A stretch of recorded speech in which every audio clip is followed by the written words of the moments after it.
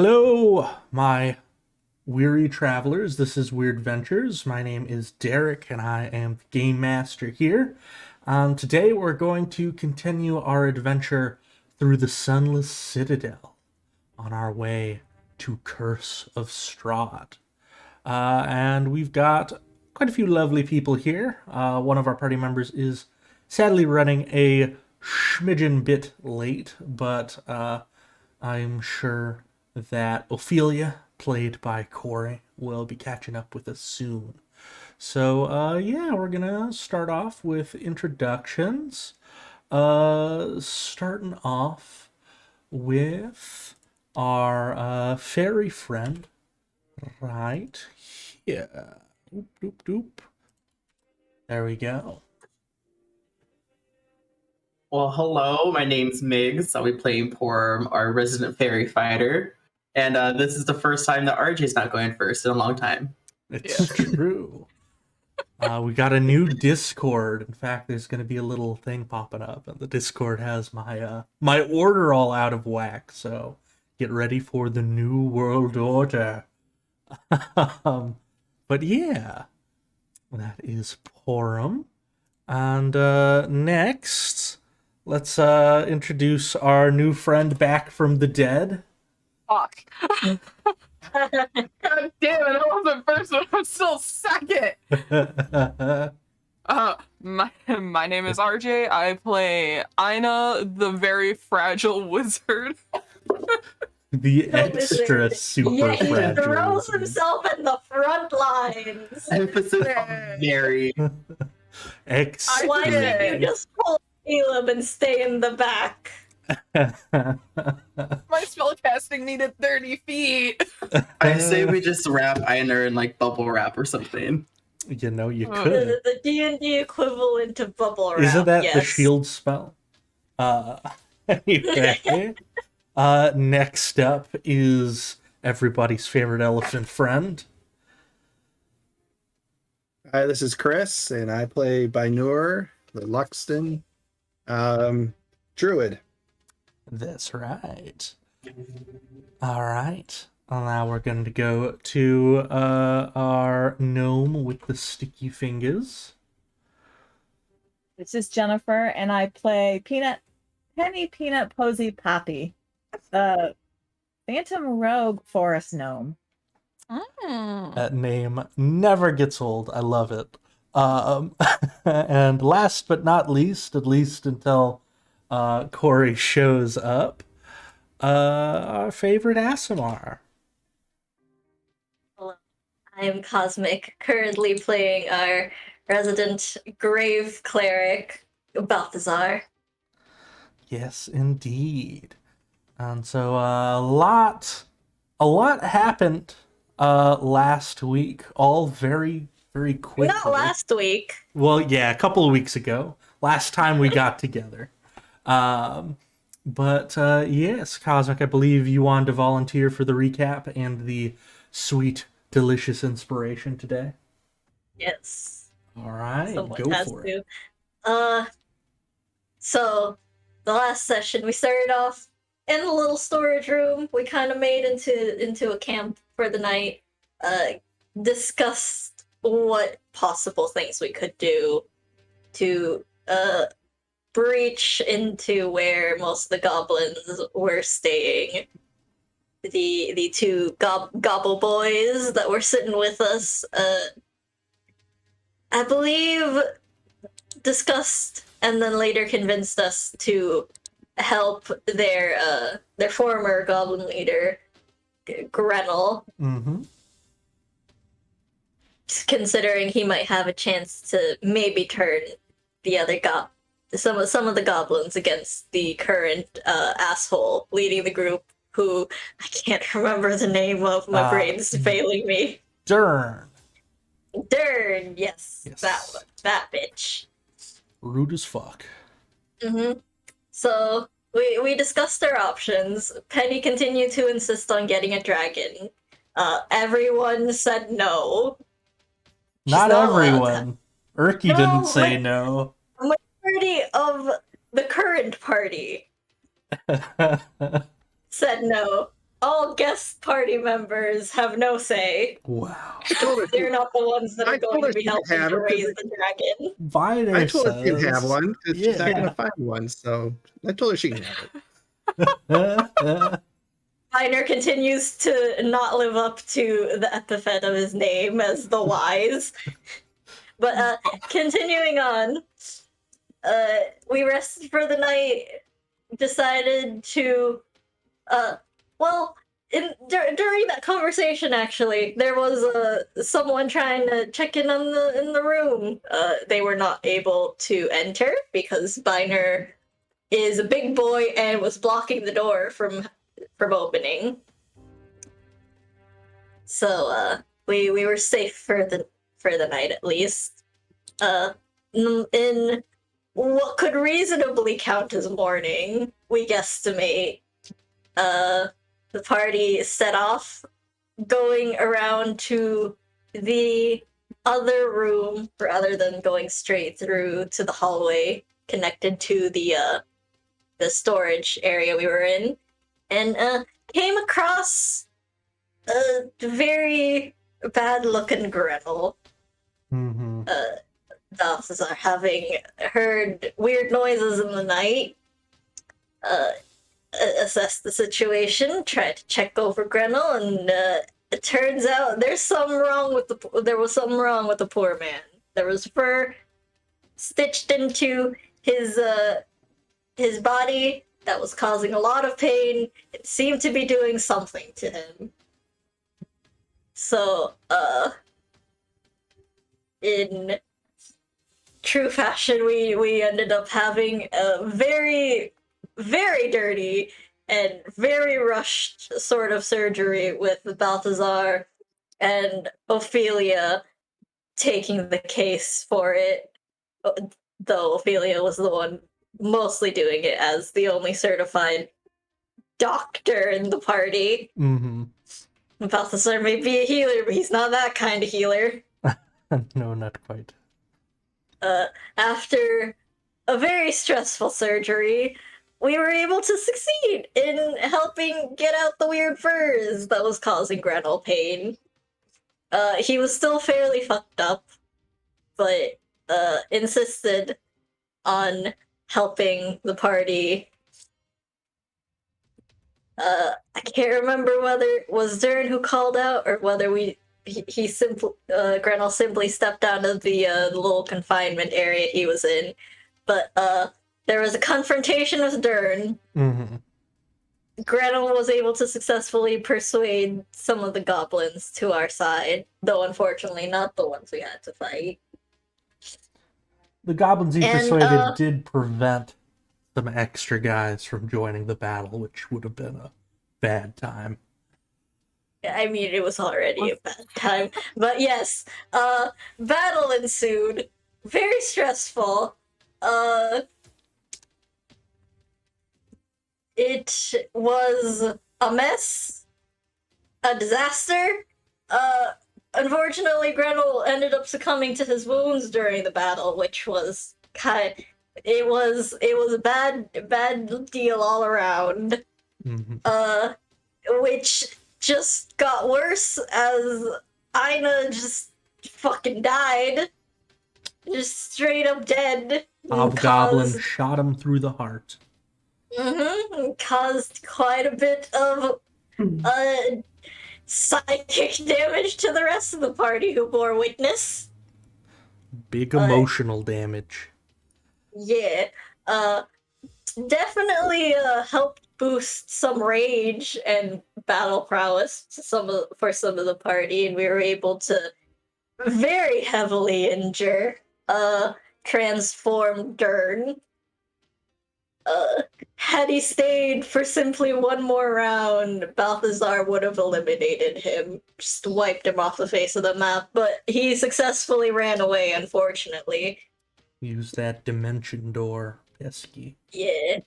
And in the wake that the rest of the goblins fighting surrendered without their leader, and after seeing us thoroughly kicked his ass, also, Skedden came to the rescue with some kobolds, which was really Yeah. sweet.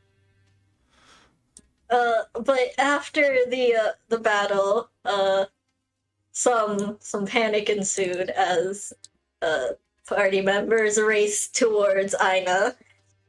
Mhm. Ophelia was able to get to him first by virtue of being right next to him, and pulled something and was maybe tapped by an outer god, who knows what it was, and successfully brought Aina back, causing the poor lad to panic because his scars were gone.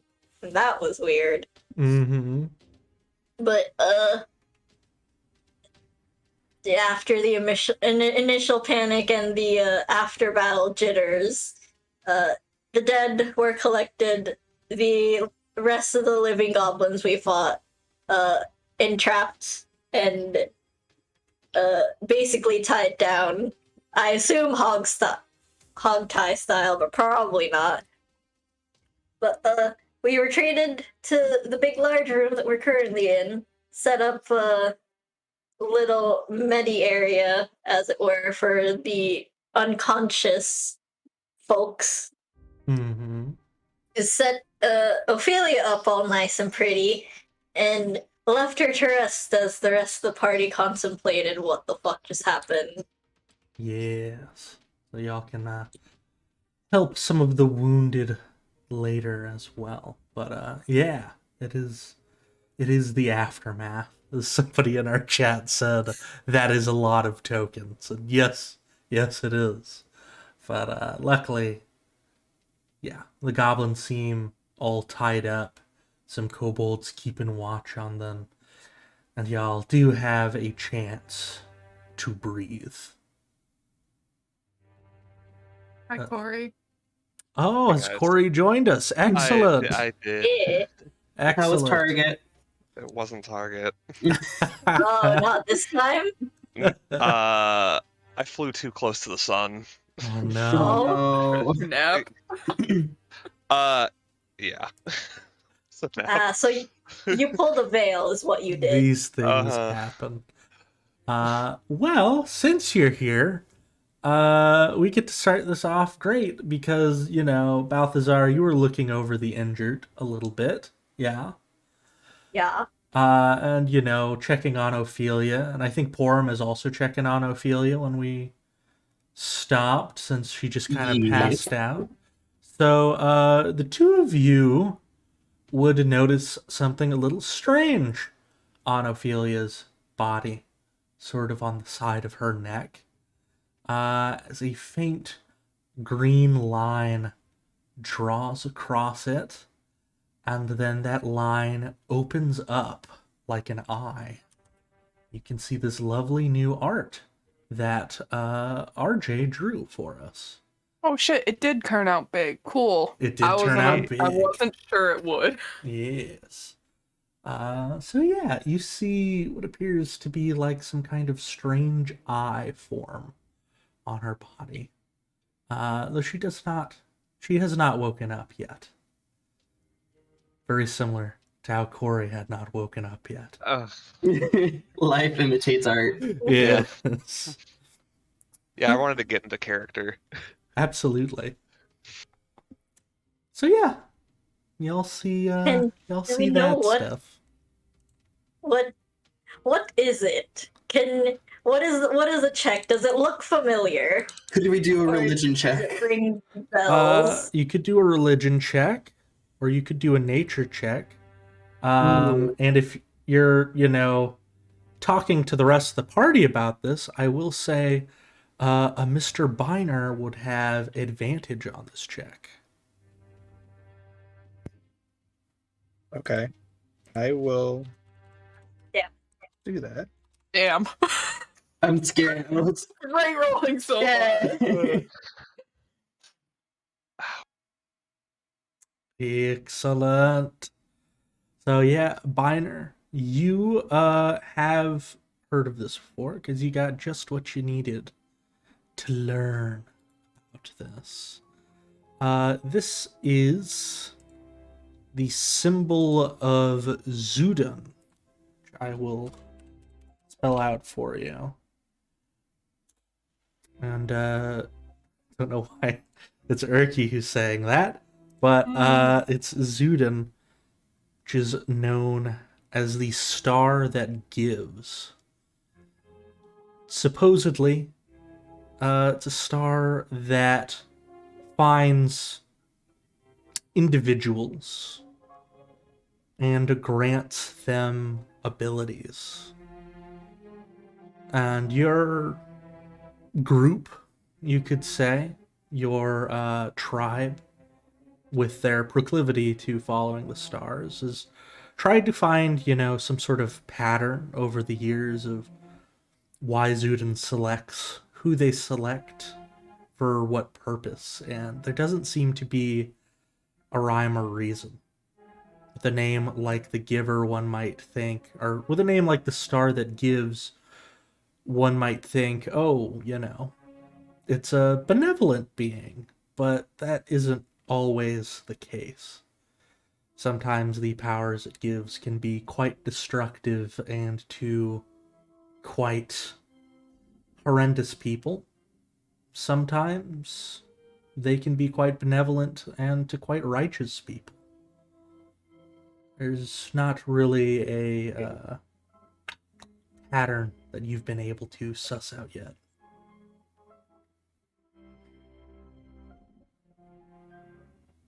All right, so seeing the symbol, I'll kind of point it and say, "Hey, that's the symbol of Zudan," and then I'll start to explain it, but I'll leave out the part of my tribe trying to figure out, and just kind of tell them that this, they give this to people.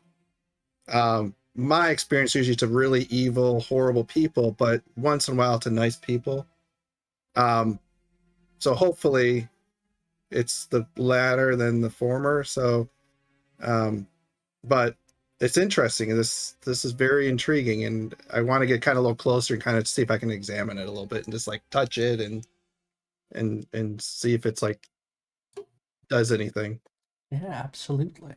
You press a hand against these scales where the scales have sort of separated to reveal these strange greenish lines that have almost, sliced their way into Ophelia's skin, though not quite bleeding.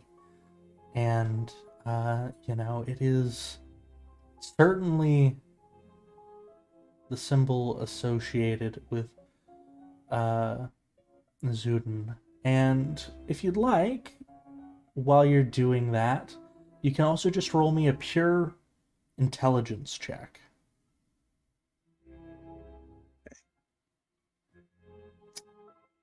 All right.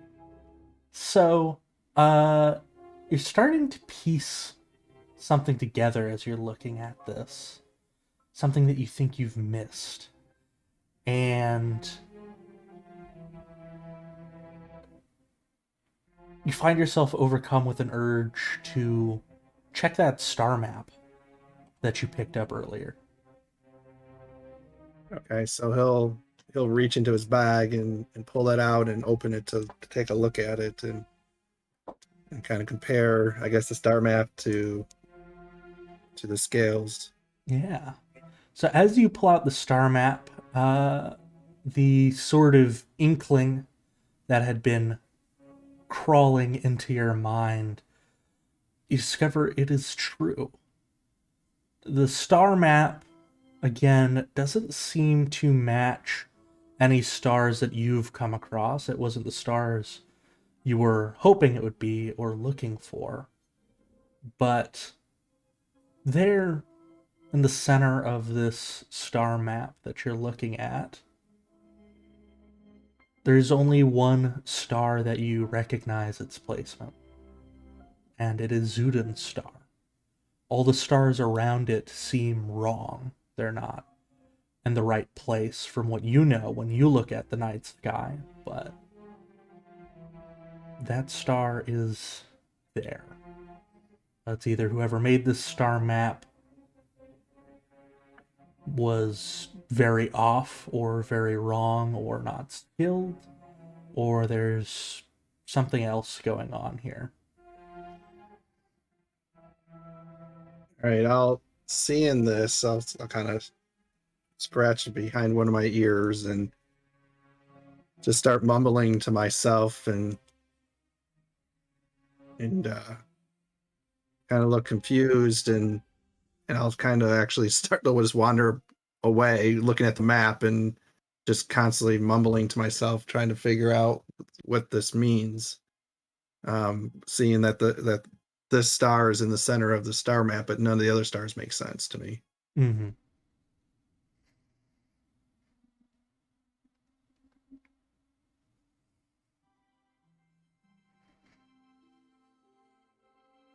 But yeah, I'll just kind of wander off. So if anybody else wants to, Yeah. What time of day would you say it is? Because I know we woke up and basically got in a fight and did surgery. Yeah, I mean, the surgery took a while to complete. Getting everybody into their positions, tied up, digging through all the loot in the room, making sure everybody's like stable and all of that. All of that has probably taken a while. So if y'all, wanted to start winding down and getting some sleep, you definitely could do that. I don't think anyone would be, against that. Not to mention y'all are probably exhausted from just the drawn out nature of that battle. It was a lot. Bro. Physically exhausted. You tried waking up dead.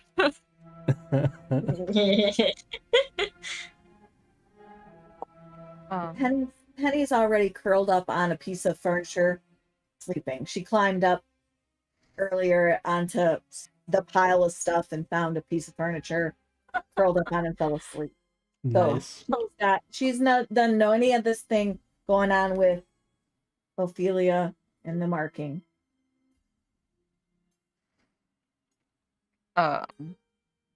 Anna's gonna pull out their paper notebook, their spell book, and pull out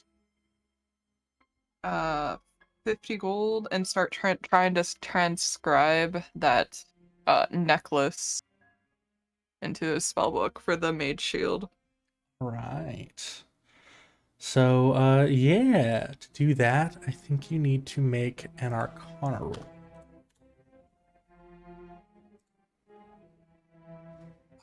It's a +5 and I still rolled a 13. It might be enough.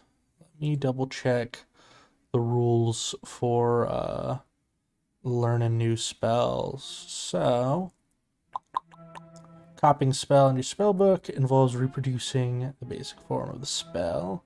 Feel the spell, so it would take you about 2 hours and 50 gold pieces. And yeah, luckily, the Arcana needed is just 10 plus the spell's level, so an 11. So you do manage to do it.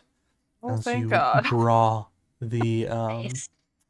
the runes and spells from this onto your thing. And the way I'll do this is because you're doing that, it says that the process of doing this does destroy the item. So I'm going to be nice and say it won't cost you 50 gold to do it. And instead, the item will be destroyed, but you don't have to pay. So. Alright. Or at the very least is used up, since I use items instead of scrolls. So it doesn't have any magic in itself left. But you are able to draw it and transform it into... is it a new tattoo? Is that how Einar goes about it? Or is it something else? Or just in a book? Yeah, Ina's gonna pull off their overshirt. Mhm. And because I asked you over the week break if he lost his tattoos, we decided on that it was just the tattoo lining wasn't correct. Mm-hmm. Sort of became blurry as if the lines were never there and the ink just expanded out through the skin. So to everyone's gonna be able to see like skeletal hands around Ina's neck holding like a human heart, There's tattoo down on his lower hip peeking out that looks like it could be another enchantment spell. And he's gonna take the item and just start tracing the spell, letting its magic dissolve into his chest right where they knew their big scar was.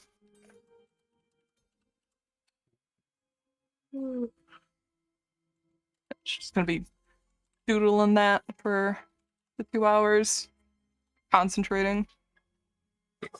Doing a stick and poke to get the tattoo on? Letting the magic from the item sink into his skin. Mhm. Ooh. Interesting. Very.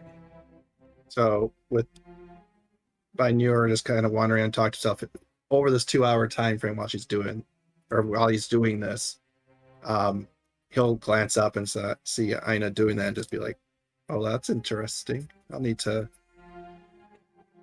find out more about that later." And then he'll go back to the star map, mumbling to himself. Could File draw that away for later. Tuck that into the mindscape. Speaking of, after Balthazar has made sure, like, Ophelia is at least as comfortable as she can get and not in danger of anything, he's gonna go up to Biner. Give him a curious look. You seem to have discovered something other than what exactly Ophelia's new mark means. Oh, yeah. So he'll hold down the smaller star map and say, see these stars here? If you see this one right here in the center, and he'll point, and he's like, this is the same star that's an Ophelia, but the location is incorrect. These stars here don't align to any of the other ones on the larger star map. And I mentioned before that, over time, the many years that we've been doing this, the centuries, that, obviously stars shift and stuff, and people see things from different perspectives, but this is just too much off. This just doesn't feel right, but this is a legit star map, so I'm a little confused of why there's a correlation here and why it doesn't map anywhere correctly.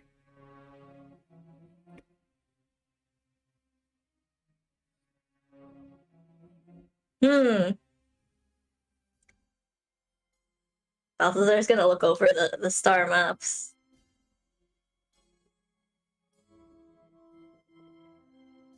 Why do you think this star is in the same position despite the fact that everything else around has changed? Do you think there might be a connection to that?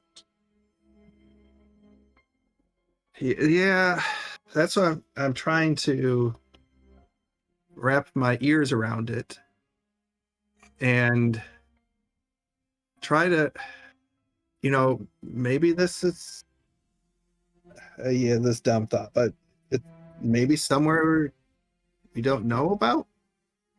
I mean, there's other planes and things like that. Maybe, I don't know, maybe it's from a different direction. It's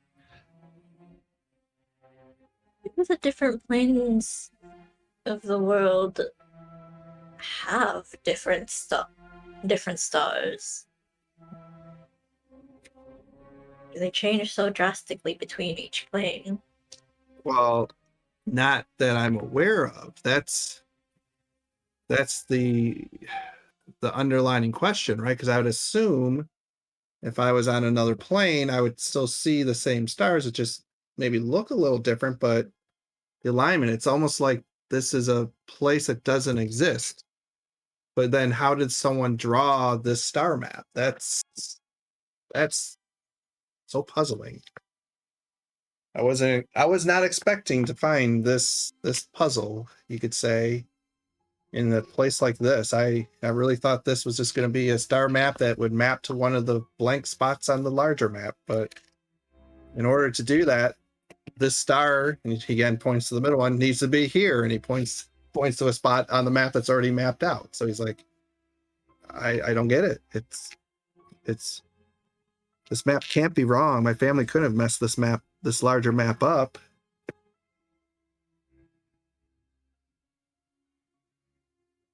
I'm definitely not going to sleep well tonight.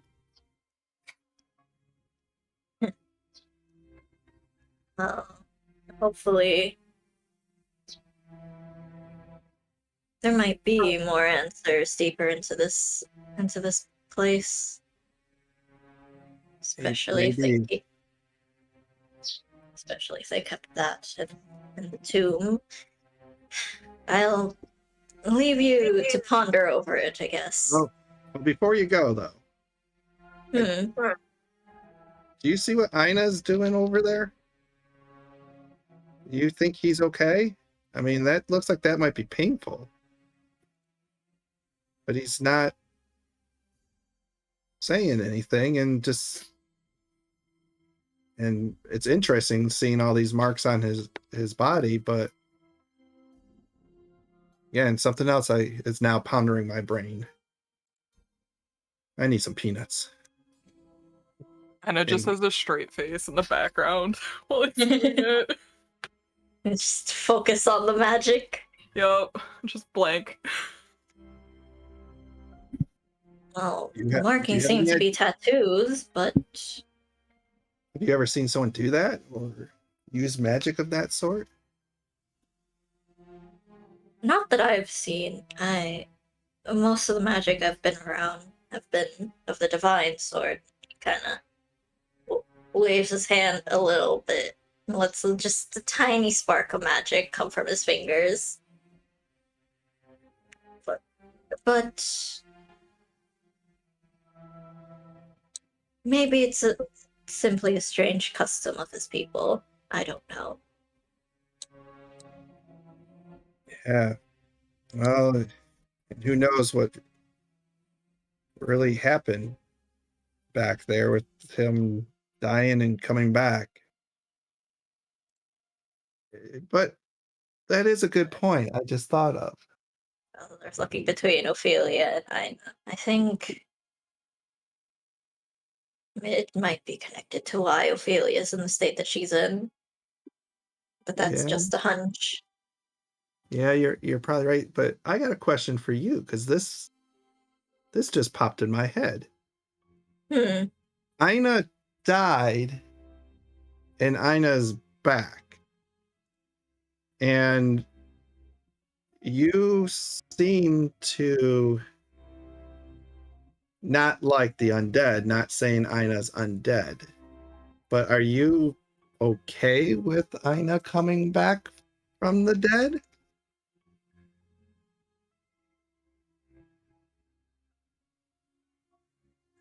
Balthazar looks down a little bit.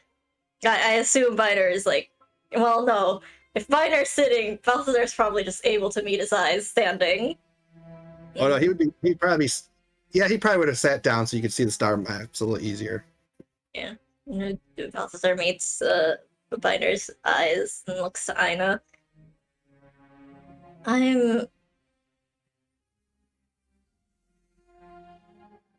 Normally, yes. The undead, especially those who tend to be bound through magic by some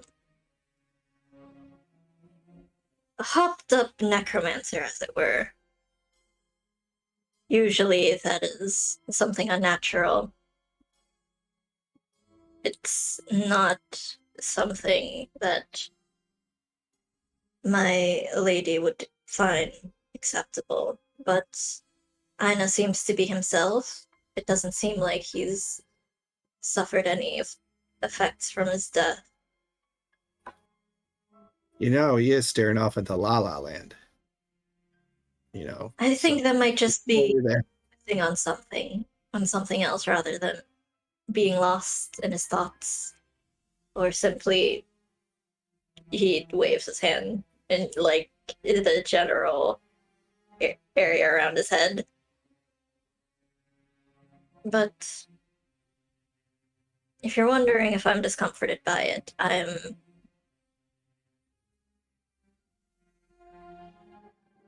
not really. I'm curious as to how that happened. None of us have the means to bring back the dead. I certainly don't. Not at the state I'm in, but I definitely if don't. it's I mean, Penny blew that whistle to call spirits. I mean, are we sure it's his spirit that's in there, right? I mean, we don't have like someone taking over his body or anything, do you? seems to be acting as himself, as far as I know. We've only really known each other for a few days. True. I don't think we have the proper knowledge to gauge whether he is himself or they are themselves or not. But Well, if he starts running around laughing tomorrow, I'm gonna be very suspicious. He doesn't seem to be a very happy-go-letting guy, so that'd be a different change to his personality, that's for sure. he seemed as somber as he was before. So I'll take it as a step in the positive direction, as it were. But he's fine. Whatever powers might have brought him back, I feel as though his eyes kind of trail back over to Ophelia. I feel as though it might be something beyond our comprehension. At least for the time being. Yeah, there's definitely something there. I mean, I've seen some pretty powerful doctors, but Ophelia did, or whatever happened there, that's definitely out of my league. And like I said, I've been to many kingdoms and many powerful, doctors of all sorts, and I've never seen something like this. It's amazing and kind of also concerning, possibly. Suppose we'll see the results soon enough. Hopefully she'll wake. Go on, sorry. No, I just said hopefully she'll wake soon. Balthazar's gonna just nod. Continue looking over the rest of the group. How Yeah. is Forum doing? I was about to actually have a thing happen there. But, Oh, yeah. This is going to describe as y'all were talking, Skedden and the kobolds are going to start putting all of the captured goblins into this small room next to you, just so that way they'll be, a little more easily contained. So, 'cause there's no real other rooms there. They'll put little guards there, and some of the other kobolds are coming in looking through the supplies. But yeah, Porum, are you doing anything in particular as you're watching over Ophelia as she rests? Quick question, because this will determine what Forum does. Because Sure. last session you said that we could do like buy a non-magical item for 5 gold, or 10 gold. I forget which one it was. Yeah, 5 gold or less from the big old pile. Yeah. Will we have that item now? Yeah, you could have grabbed it. Okay. If that's the case, then Forum would have grabbed a herbalism kit, and he's kind of just going through it, sticking near Ophelia, but just going through the bag, just a very sullen look on his face, and kind of just going through motions right now. Not really the usual pour himself. Gotcha. Okay. Yeah, going through all of that. Gadden is gonna go over and sort of drape a blanket over Penny, just because it's pretty cold down here. And right around this time, Porum, as you're digging through that herbalism kit, that Ophelia, that dream you're having, where you're just in the vast open ocean, looking up at this pale green star, it almost seems to be looking down at you, is interrupted as a rush of air fills your lungs, and you wake up. I guess like if she described it like that, she'd gasp for a moment as she like regained consciousness. Mm-hmm.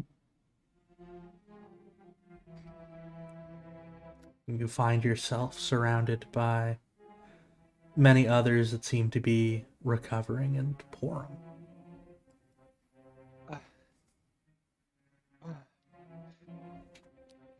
What did I miss? Ophelia, Porum's gonna call everyone else over and just say, like, Ophelia's waking up, everyone.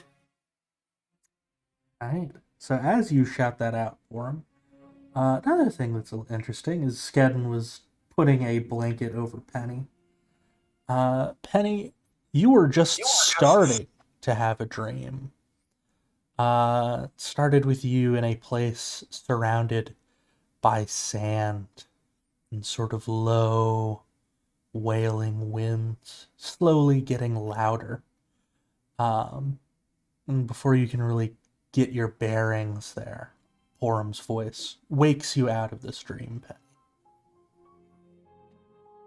Penny kind of startles awake and looks around and gets down off of the stuff and goes towards the rest of the group, trying to figure out what she was dreaming, if she was dreaming or hearing things. She's just kind of like out of sorts of like trying to get her bearings of what's going on. Absolutely. Oh, I'll hold on to this. It says, giving you a wave, blanket still in hand as you go.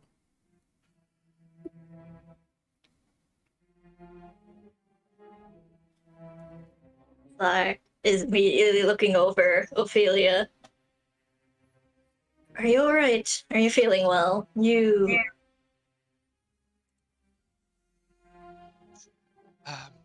Yeah, I think I feel fine. As Penny gets over there and sees Ophelia, she's gonna look at Ophelia, and all of a sudden she's gonna point and she's gonna be like, "Oh my god, Ophelia, what is that on your neck? What is that? I've never seen that before. What is that thing?" Immediately like grab her neck, like what are you talking about? It's just scales. In between scales, there's something in between those pretty gold scales. What happened? Pulling out the mirror from his bag and hands it over to Ophelia. You have a new bit of markings. What?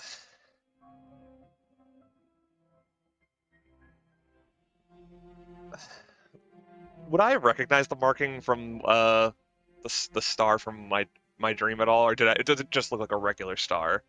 The star in your dream just looks like a regular star, but Okay. the greenish color is probably similar enough you can at least, you can probably connect the two somewhat.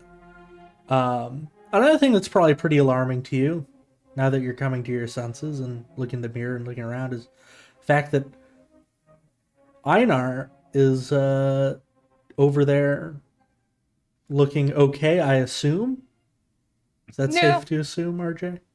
They're outwardly okay. They're finishing up. I think it's been 2 hours. Yeah, this is probably right around when you finished up.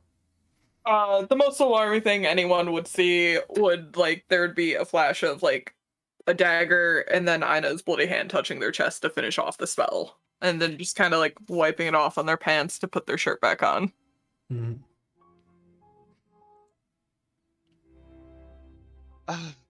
This neck tattoo has to be related to the dream I had while I was asleep. Dream? Yes. I dreamt I was on my back in the middle of the ocean as a star with green light watched over me.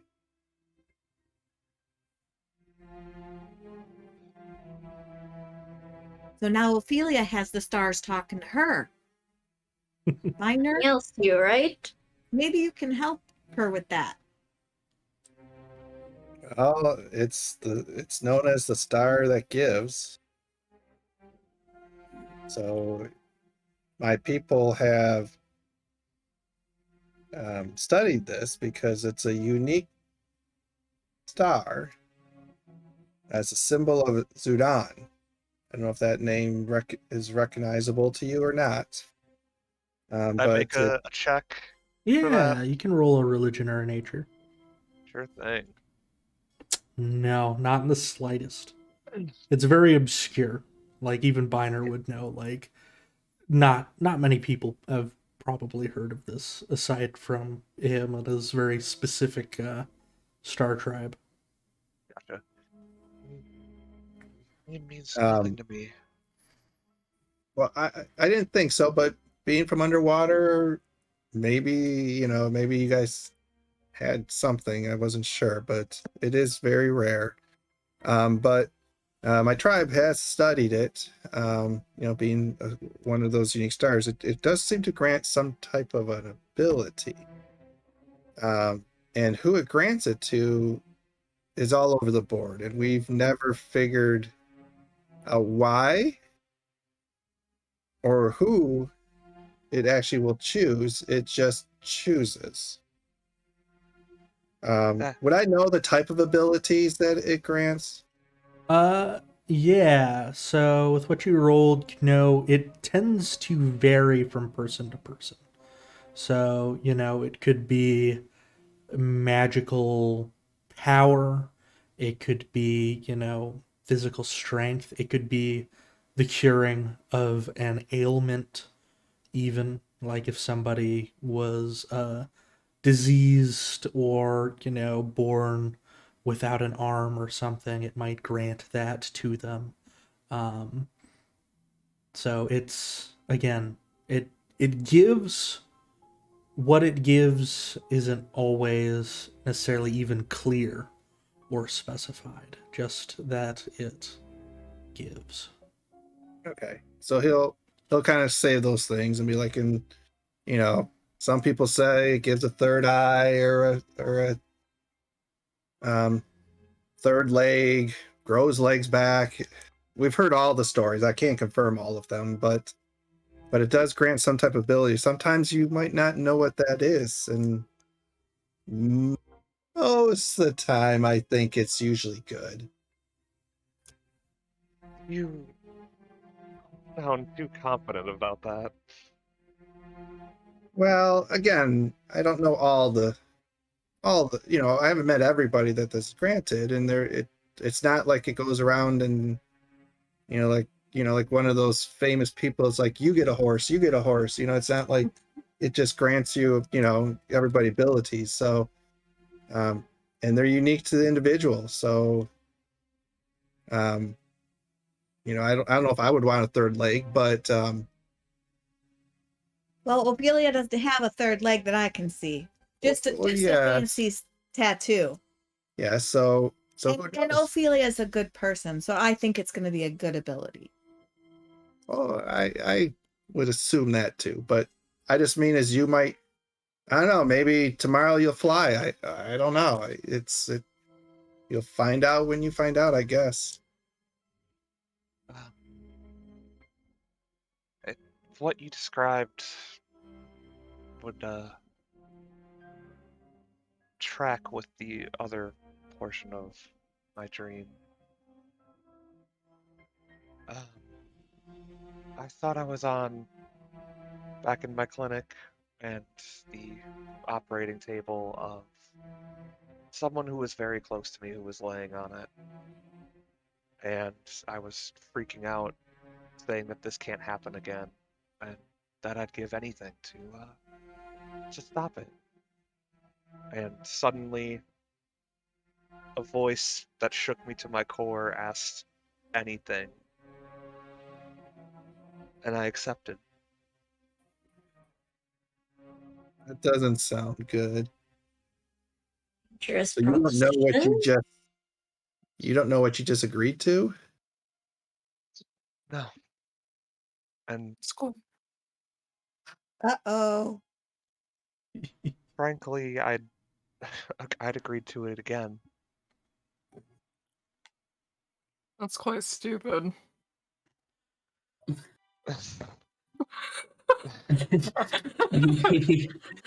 Well, I agree. It wasn't the best decision. None of you know why I'm actually down here. Well, why are you down here? I am looking for magic. I want to bring my friend back. Wait, so you want to raise the dead? Not I don't think raised- Balthazar's thinking like that. How long have they been dead? just a couple weeks' time.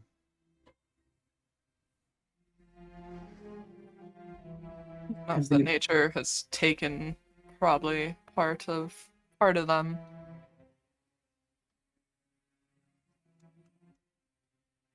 Have they been preserved in Likely any way? It's likely their spirit would have already moved on, but considering the time, what you would be looking for is far above what powers I am aware of. Though I've heard tale of certain clerics being able to bring back the dead. Or someone who's been dead for far longer than just a few minutes.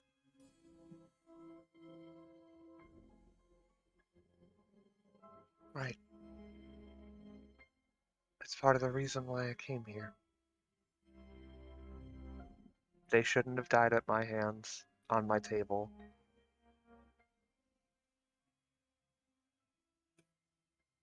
And I want to bring them back.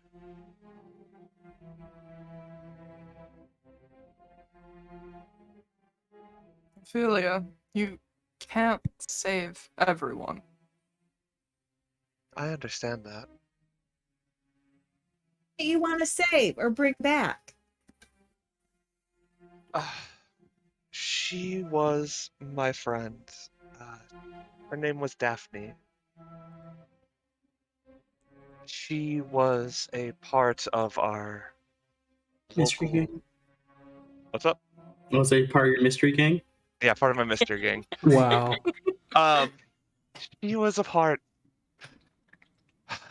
of our healers circle, and she pushed me to become a doctor. She believed in my abilities. She chose to have me operate on her rather than be healed magically. So she's kind of like your mentor. No, we grew up together. Oh, I see. But she chose to have me operate, do a blood transfusion from a rare blood disease, and she died due to surgery complications. The healers wouldn't do anything to bring her back or to help her because she chose me versus them. and I won't let her. She didn't deserve to go that way. I'm well aware you can't save everyone, but what they did was cold and cruel.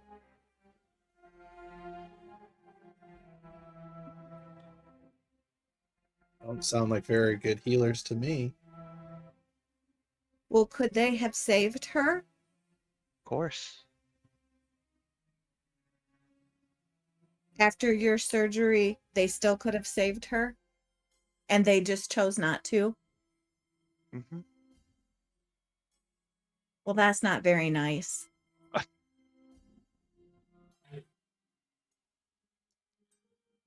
We'll help you find what you need. As long as you help me get my dragon, we'll help you find what you need. I've made enough deals for It one sounds like day. you're an ultimatum, Ophelia. Damn. Ophelia, Yes, Balthazar. She's not really looking at you. Balthazar's just. It's not a judgmental look, but he has a thoughtful expression on his face. Should you choose to go through with this, what if she simply refuses to come back? What will you do then? At least she'll be the one to tell me.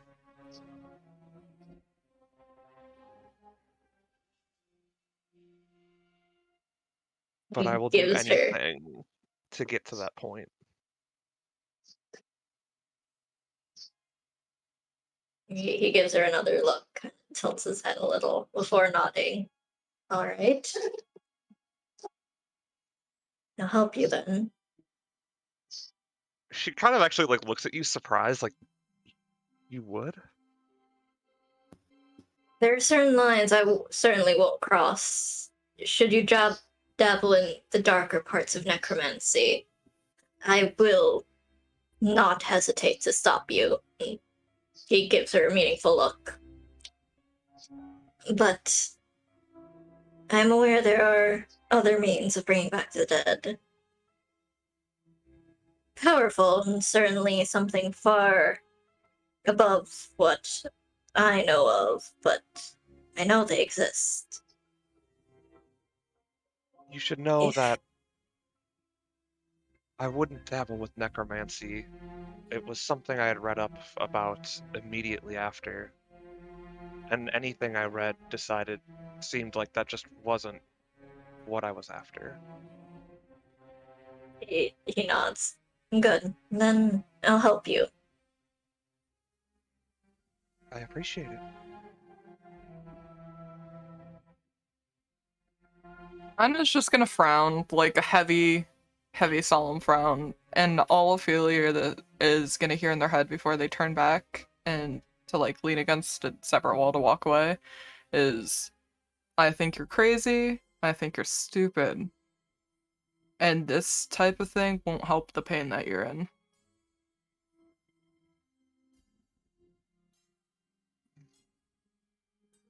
She won't respond. I mean, he can't hear her. He can Oh. only input thoughts into people's heads. Oh, okay, gotcha. Tis I not thought a it was message. spell. I thought it was for a second. I was just like, okay. I'll point my finger at you and tell you bad thoughts. No, I don't even have to point. Yeah. So I've said as if it was a message, you'd catch Ida with their finger pointed at you. Middle finger. They got copper wire wound around their fingers. You jerk. Asshole.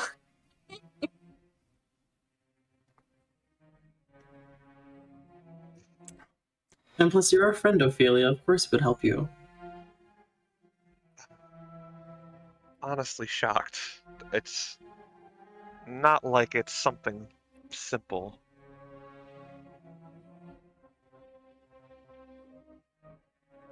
So simple. Well, Thank you none of this for. has been simple so far, so What's new? We'll help you. We've already put ourselves in danger once, so might as well do it again, right? In danger when we inevitably go deeper into the Citadel. This is just par for the course.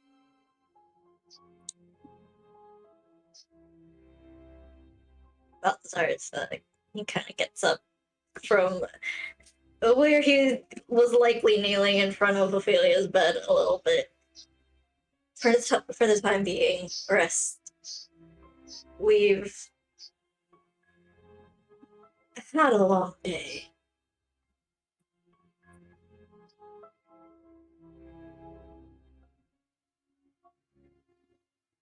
Definitely true.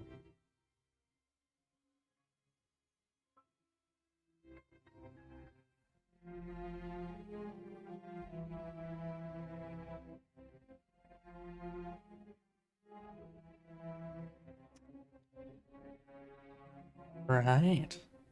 Are y'all gonna start getting relaxed for the night then? As relaxed as we can be. All right. There's just gonna do one last check over on Ina, considering the man's came back from the dead. That's fair.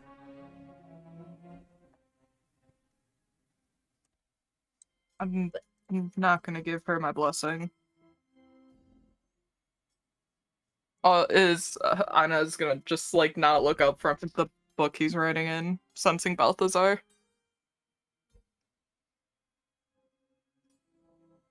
He neither expects it nor asks of it. People do strange things to grieve. Oh, I'm not denying people do think strange things to grieve. I have 30 years experience on that. And he points to like how everyone was like surrounding Ophelia before they laid back down getting settled. Everyone declaring that they're going to help on a self-made mission to find something that more than likely is going to end up in heartache and pain is ridiculous. It's not going to do her any good.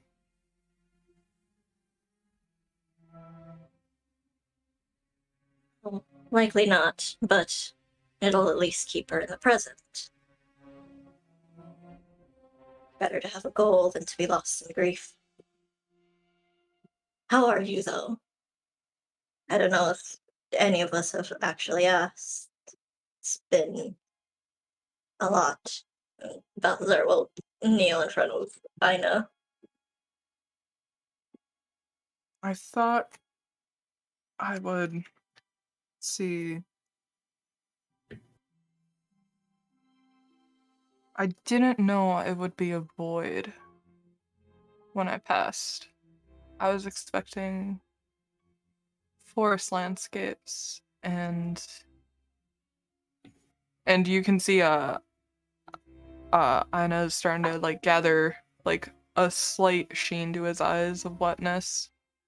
It's like I thought I would have finally saw a tear. And he shakily grabs his necklace before breathing out. It was just a void. It was nothing, and all I felt was just my failure that I didn't bring Block to my tribe.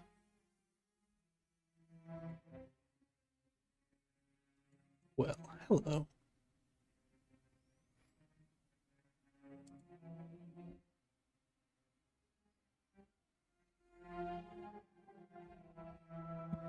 With some bit of hesitancy, kind of rests a hand on Ina's shoulder and gives it a squeeze.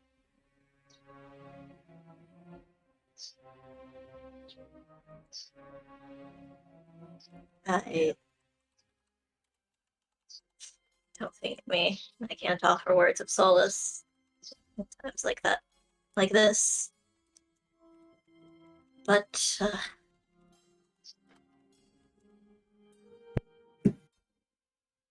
perhaps That isn't all. I'm fairly certain that isn't all there is to death. It is simply, perhaps, you were there for far shorter of a time than most would expect. Considering how quickly Ophelia moved after we got rid of... Well, no, Durin got rid of himself. I was gonna Yeah. ask about that because I didn't see him among the dead.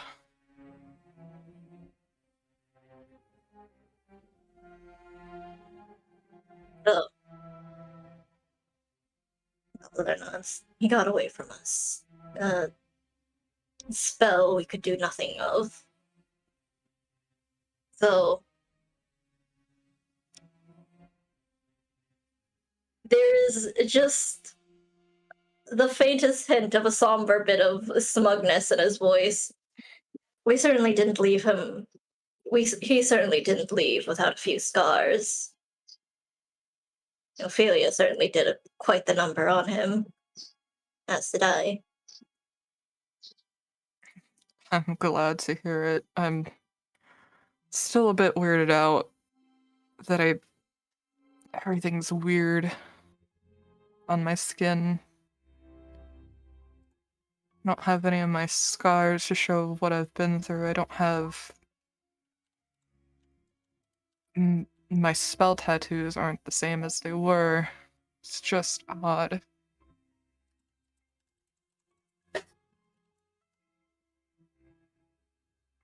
Heard of. It might be a side effect of what happened to you, but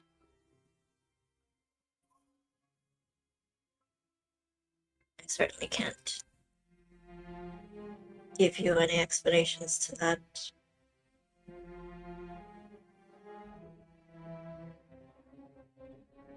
No, we really, in my tribe, don't have religious magic, so I've nothing to compare this to. But I thought, from some of the people that join the tribes that come from civilized places, when they talk of resurrection magic, but you just come back as you were, not changed usually.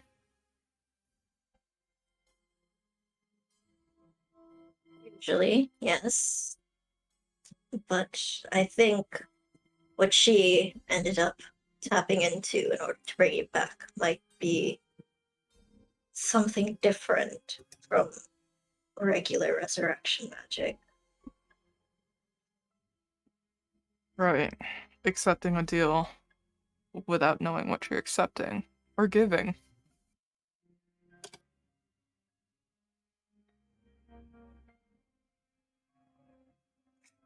It's a dangerous proposition to make, especially to higher beings.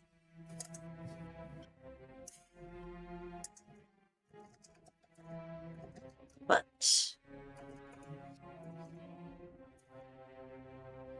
I can understand the desperation in it, I suppose. I can too. Desperation comes from...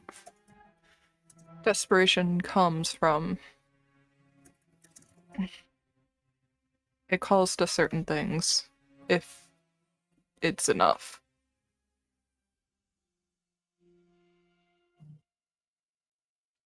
Let's hope the one that came and aided her is friendly enough. It's explained a bit. It might be something of a more neutral deity? I'm not even sure what it is. Something to be researched. I doubt... Well, if it's old enough, we might find books somewhere in here. This place is ancient. Considering what Viner showed me, it might be connected to something else. That strange star map he acquired from the tomb. Only a single star matches what he has of his current star map, and that is That is Dawn's star. That's the one Ophelia was talking about. Something to be wary of for certain, though. Of course. If I pass again, because I am fragile, I promise I won't go for front lines again. But if I pass again, I do have funeral rites of my people that I would prefer you or Porm to use. Or not. If that is what you'd like, I can certainly ensure that you're properly interned. If you would rather not be brought back from the dead, should there be next time. If it's able to be brought back, I wouldn't mind, but if there's no means, I'd rather you guys not keep making deals.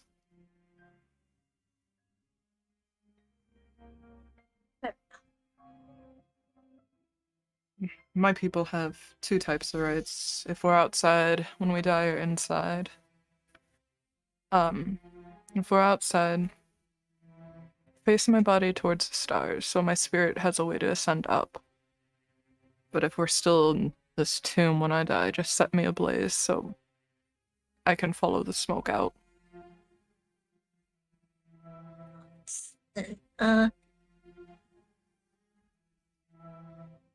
I'll keep that in mind then.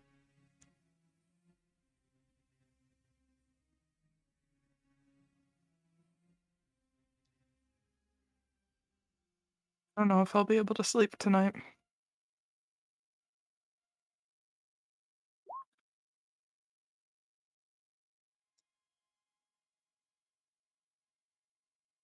I'm afraid what I'll meet on the other end would be the thing that Ophelia made a deal with, or the void.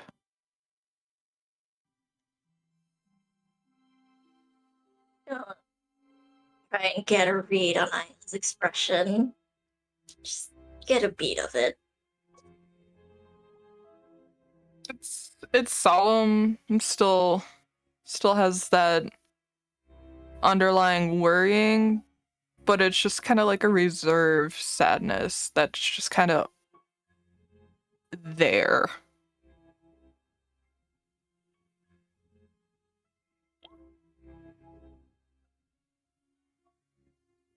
You know?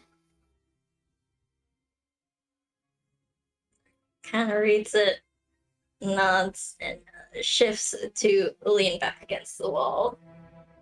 And sitting next to Ina still. Right. We're gonna And get hop over. some Oh, rest. sorry. Just one last thing. Just get some rest if you can. At the very least, you won't be alone when you wake. I'm just gonna lean back, head facing the ceiling. Then we're gonna hop over to where Penny seems to be asking Porum if Porum's doing okay, having to go through all this stuff. Porum's just gonna again just weekly give a smile to Penny and just weekly, just wink at Penny. No, he's gonna weekly smile at Penny and try to give her some sense of reassurance. If you wanna, he's definitely lying that he's feeling okay. Anything I can do for you, Forum? Can I help you in any way? I appreciate the sentiment, Penny, but I think I just need some rest. Maybe some sleep will do me some good. Okay. We could all get some sleep, and then we can go find my dragon. Yes, Penny will find you a dragon. The dragon egg, yes. A dragon. Yep. Penny's gonna look for Erky and give him a big thumbs up. Orky's Yeah, unconscious. Oh, sadly, no. Erky still needs to be looked at by a doctor. Rib. But All I'm right. I can wait until morning. Erky's direction and just realize he's unconscious. get sad again. Look at the rest of the group. Oh. Yes, it's time to get some rest. Thumbs up to the unconscious. Yeah, the doctors can take a look at him in the morning. Right. Then yeah, I think Balthazar and Einar are getting good for the night. Is there anything else Ophelia, Porum, or Penny would like to do before bed? Porum's actually gonna sleep closer to Einar tonight Okay. and Belle. So it's a little bit closer. Can do that. I'm surprisingly gonna open up their arms for Porm if they want to cuddle. They had a hard day. We did have a hard day. Porum will pass on the cuddles for now, but he does give a thumbs up for next time. A thumbs up to the Cuddle, cuddle there is a offer. Balthazar next to you. Cough, cough. I was thinking of a snuggle pile, but I will absolutely Snuggle cuddle pile. Balthazar. Yeah. If Balthazar sees the rejection in the cuddles, just lifts the arm, lifts an arm above Ina's head to let the poor halfling cuddle into him. Excellent. Listen, there's a difference between small cuddles and tall cuddles. All right. Is there anything Biner wanted to do before bed? Oh, he just wanted to go up to the goblins that helped us. Mm-hmm. Thank them for helping. Tell them he's sorry that their leader died, but he just wants to know what's behind door number 1 and what's behind door number 2. Yeah. So, they're kind of in the midst of checking on the unnamed NPC goblins, we will say. So y'all won't have to worry about, doing a medicine check on each and every one of them. Ted, there's Jeb, there's Ben. Yeah, a little bit. But one of them does turn to you and says, it was the old timer's time, as they say. Just glad he got to go out in a blaze of glory, As for the doors, that one's just a hallway. The door over there, that's the door to the hole. Bad stuff down there.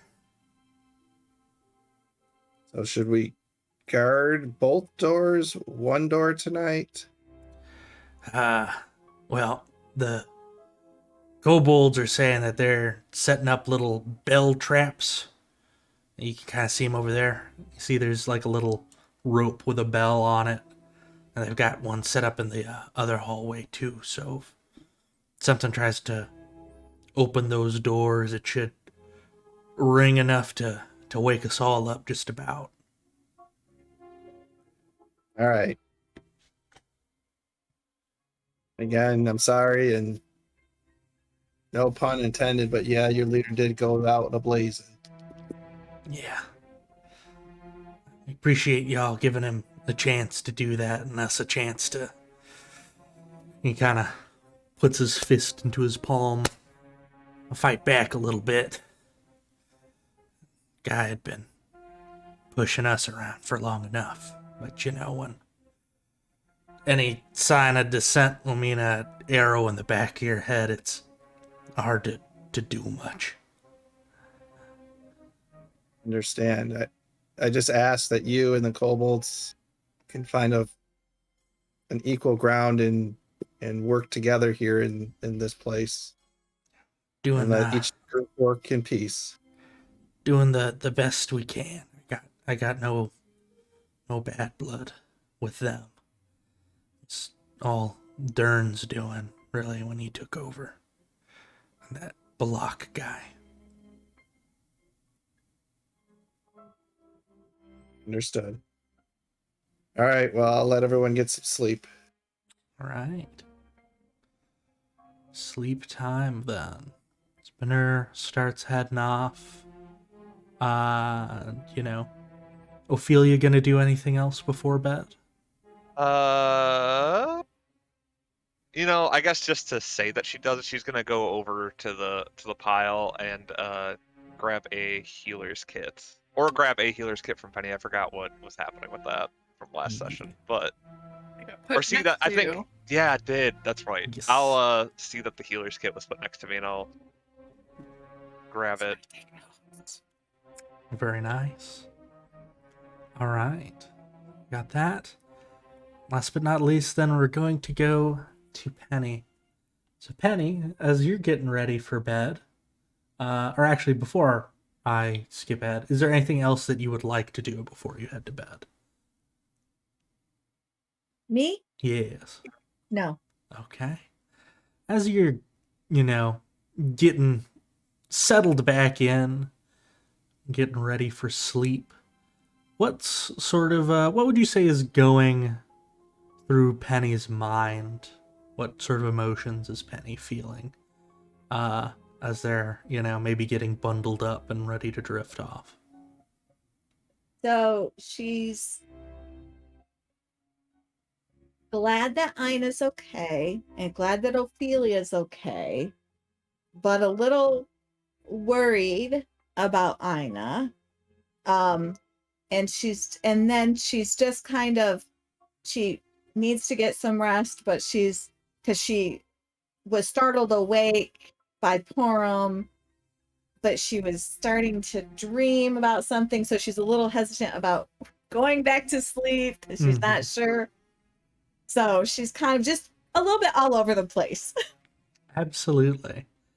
Yeah, there's probably a lot of just like staring up at the ceiling tonight before you eventually, slowly, imperceptibly so, your eyelids start getting heavier and you feel yourself drifting and drifting in your sleep. You once again hear the sounds of slowly shifting sand. And we're going to go ahead and take our 10-minute break here. So we'll come back at 6 minutes after the hour.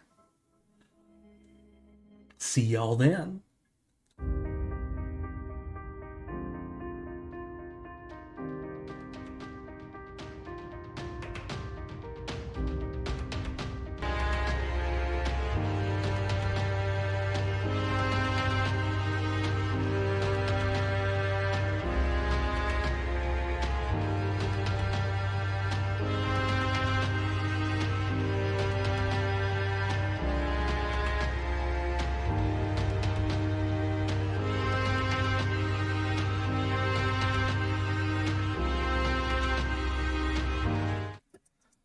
Welcome back, my weary travelers, to Weird Ventures. I'm Derek, the DM, and we're going to hop right back into it, as the party has been recovering from some very strange events, such as Ophelia spontaneously gaining the ability to revive a fallen party member.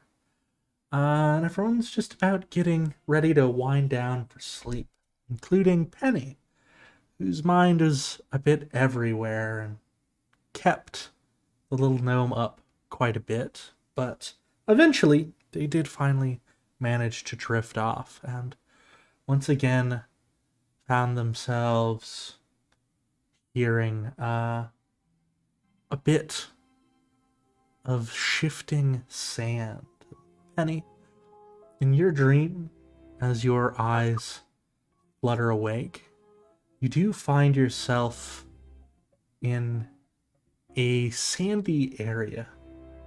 As you sort of lift your head and look around, you're hearing the sound of whipping winds around you. And it takes you a second, but you recognize this place. This is the pillar that you all had to climb down in order to get to the Citadel. The pillar that had these swarms of vultures. But there's no vultures here swirling around like a dark cloud, no. There's only the whipping sound of winds roiling around you. So much so that the air itself seems to be turning gray and brown with dust. You feel your clothes sort of flapping with this wind as it just seems to be getting more and more intense. And how is Penny reacting to being in this strange place? She's just gonna be feeling very confused and just looking around, trying to figure out why she's there, what is going on. Absolutely. And as you look around, you slowly start to notice something as the winds seem to almost focus in. While your clothes are still, flapping from the air, it no longer seems to be pushing you around as much. It feels as if you are now in the center of some kind of great cyclone about you. And the strangest thing about being in the eye of this storm is that inside of it, you still hear the sounds of the whirling winds, but it seems quieter and calmer. As if you can finally take a breath and relax a bit as some of the sand in front of you begins to whip itself up, though much more gently, much more light. And a figure seems to materialize out of the winds. And I'm going to go ahead and copy this into the Discord so you can see what this figure looks like. But for our friends watching, I'm going to go ahead and move it over so y'all get a little bit of a chance to look at this figure. Sort of dark skin with flowing hair that almost seems to be part of the storm itself.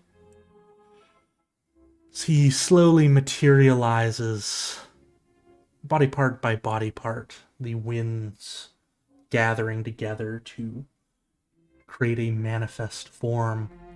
Eventually, legs form under him, and slowly he floats down, crisscross, across from Penny, and gives a bit of a grin over to you. As he says, "Well, hello there." Hello? Who are You... you? I am the Night Caller. And he does a little flourish with his hand and a bit of a bow of his head. And you blew my whistle. I did blow a whistle. Did. You blew a whistle, and now I am free. And by the rules of me being free, I must grant you a gift. If you A would gift? accept it. Yes, a gift. Yes, I like gifts. Can I have a gift? You may absolutely have a gift, if you so please. Now, sadly, my whistle was broken. I was going to No, that teach was you. so sad. It was very sad, but I told them I wanted it. They wouldn't let me keep it. He shakes his head. Disappointment at that. Says, well, truth be told, what I might be able to give you now might be even better than the whistle. Because as much as I would have liked to teach you how to use it, I wasn't a big fan of the whistle. It kind of kept me trapped in it until you blew me out. So, thank you for that. But you are probably interested in what I have to give, yes? Yes. What are you going to give me? Well, since you expelled me, I've been sort of floating around the winds of the cavern we're in, watching you fight. My, that thing with your friend, that was spectacular, wasn't it? But, the battle you got in, it feels, and, pardon me if I'm wrong, I don't mean to be rude, it feels like that battle could have gone perhaps a bit better. Yes. Yes.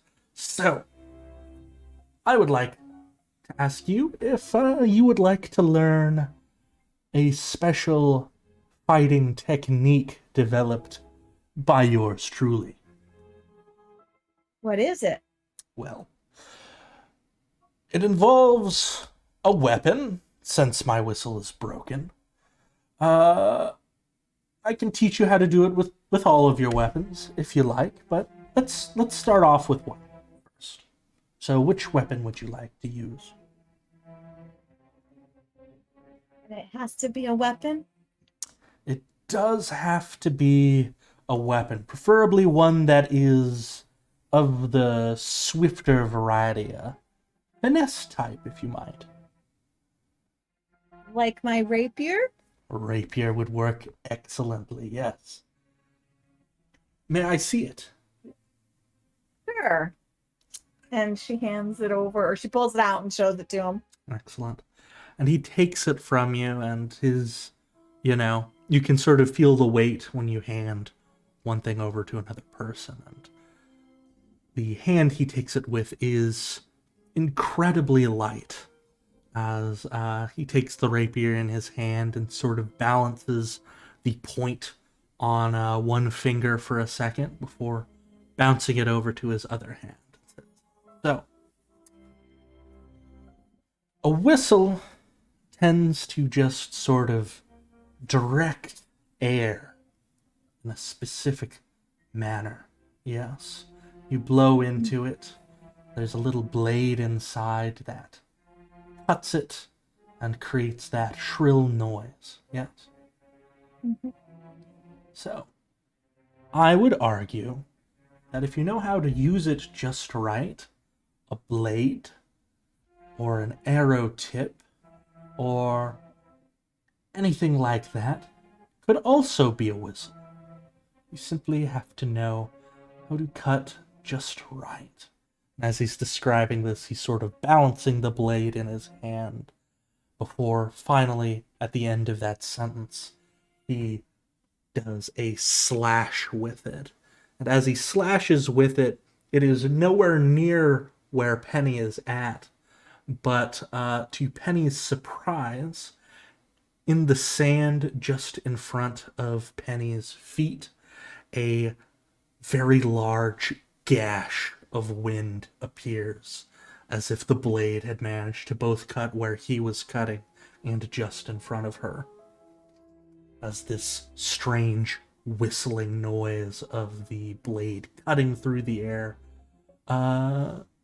sort of shrieks through the sky, and it sounds a whole hell of a lot like that first time you blew the whistle.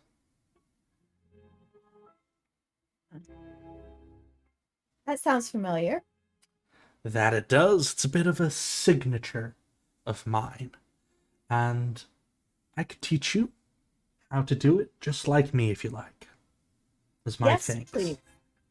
Wonderful. I think I want to learn that. Wonderful. I hope you don't mind me taking up your dreams from time to time so you and I can practice. At all. You don't seem so scary. I thought you were scary, but you don't seem so scary. Yes, I'm sorry about the theatrics. My current state, this is the only real way I can manifest to anyone. I wanted to show my appreciation to you, and, well, don't wish to be too forward. As I said, I've been listening in a little bit on the goings on of you and your party, and I know you're not in the business of making deals, but consider this one free of charge, and if you find yourself needing help later on, perhaps, maybe we could work something out. If something alarming were to pop up. But for now, we should work on that form, yes? And he will Yes. toss the rapier back to you and create one for himself that seems to be made purely out of wind. Okay. I clumsily catch it. Excellent. And yeah, the rest of your dream will consist of sort of a sparring match between you and him. Even with a little break where he sort of teaches you a little bit of how to do this technique, this sort of shrill screaming of wind with your bow as well. So you can fire arrows and get them to whistle too. It's pretty hard to get it just right like he does. He seems to manage it almost with every strike, but you are able to do it if you concentrate hard enough and get it just right. Yeah, as y'all are doing this, I guess, did you have any other questions for your newfound friend, things you wanted to discuss, or are you content to just have a nice little sparring match and eventually I'll describe how you wake back up? I just want to make sure, as we're sparring, Yes. I'm going to say, now, this is free, right? I don't owe you anything. I don't have to do anything bad for you. You most certainly do not. As I said, the option to make deals is open to you, but the fact of the matter is, I was trapped within the whistle. You freed me, and by Jin law, I must offer you something in return. Ah, that sounds great. Let's keep practicing. Yes, indeed.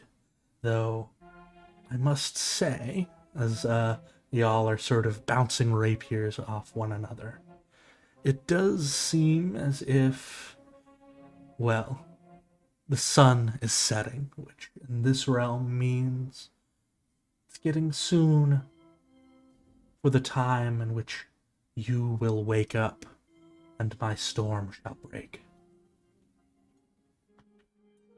Be tired when I wake up? You shouldn't will I be too tired. You should actually be quite well rested. Okay, and I'll see you again very soon, Yes. so we can practice more? Yes, indeed. In fact, if you wish to see me, all you must do is... And he just sort of gestures up to his mouth and purses his lips a little bit and lets out a whistle from his lips that is surprisingly soft, almost enchanting as it flows from it. And we'll sort of... all I have to do is, and I'm gonna whistle. Excellent, yeah. He says, we'll work on it, but I'll recognize that. Do that just before you decide to settle in for bed, and you can count on seeing me in your dreams. Okay. Thank you. Of course, Penny. I wish I you will the see best you on soon. what is to come. Okay. Thank you. And he gives a small smile as the cyclone surrounding you almost begins to rip itself apart, and with it, the sky itself seems to tear almost as if made of paper, and your eyes blink open, and it is the next day. So you see all of your friends beginning to wake up as well.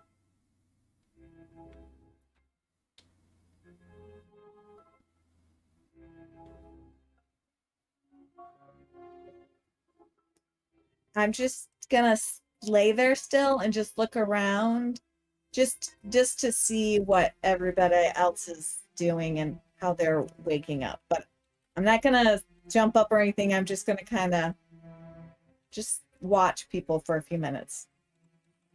Absolutely. So yeah, as everybody else begins, waking up after their night, relatively uneventful sleep. Ophelia, you have no weird dreams about stars. Einar, you don't have a nightmare about the void unless you want to have a nightmare about the void, in which case, No. please go ahead. I'm not gonna have a nightmare about the void.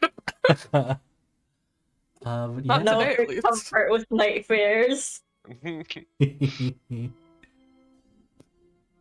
an angel watching over me, didn't you know?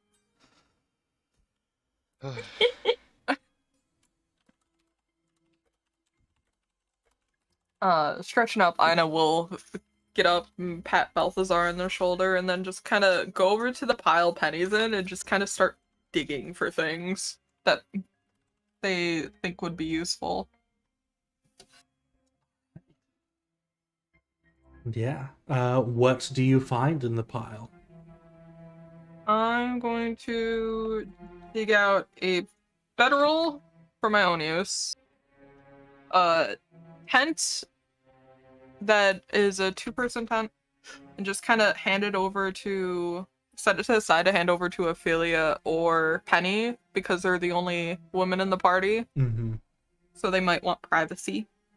I love the idea of Einar sleeping on the floor and then waking up and going over and finding a bedroll, just being like, my fucking back. God damn it. He's used to it, I guess.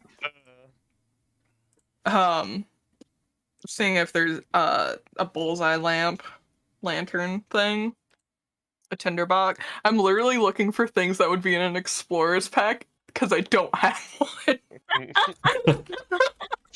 Fair enough. Pull out a Yes. flask, The Some travel bellberries. tribesman. some caltrops. That's it. Already picked rations up out of the crates yesterday. Yeah. Absolutely. Now I finally have, actual basic survival things. Yeah. Balthazar probably would have taken out a bedroll from the pile as well, just because he doesn't have one. Listen, don't laugh. He's been mostly sleeping in inns or just wherever. Sleep on the ground. Sleep on the ground. I don't have a You grass sleep on bed. the ground, coward.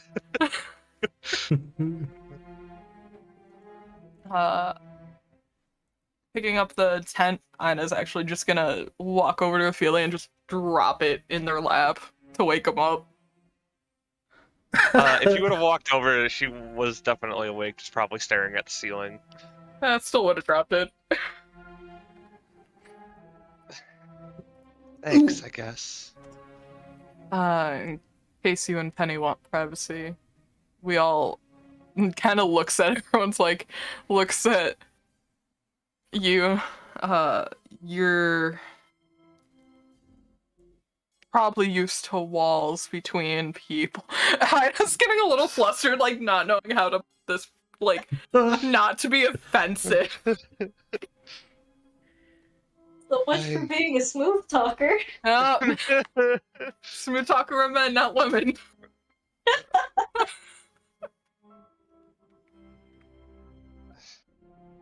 Well, thank you.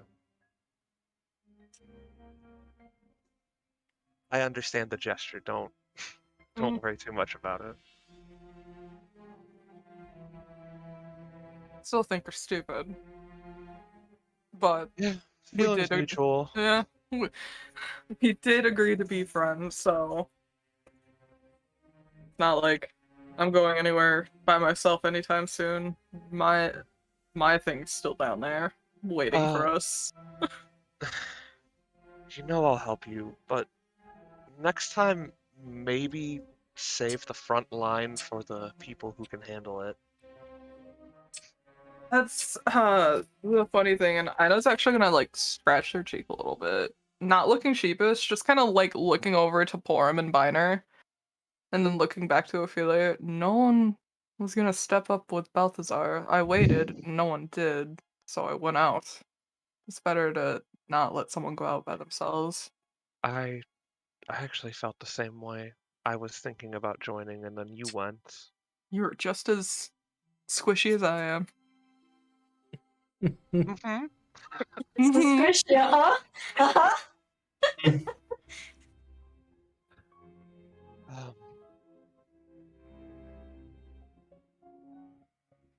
Yeah, well,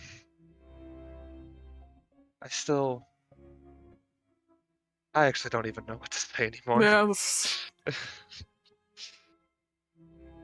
I I'm did gonna... learn something while you were out.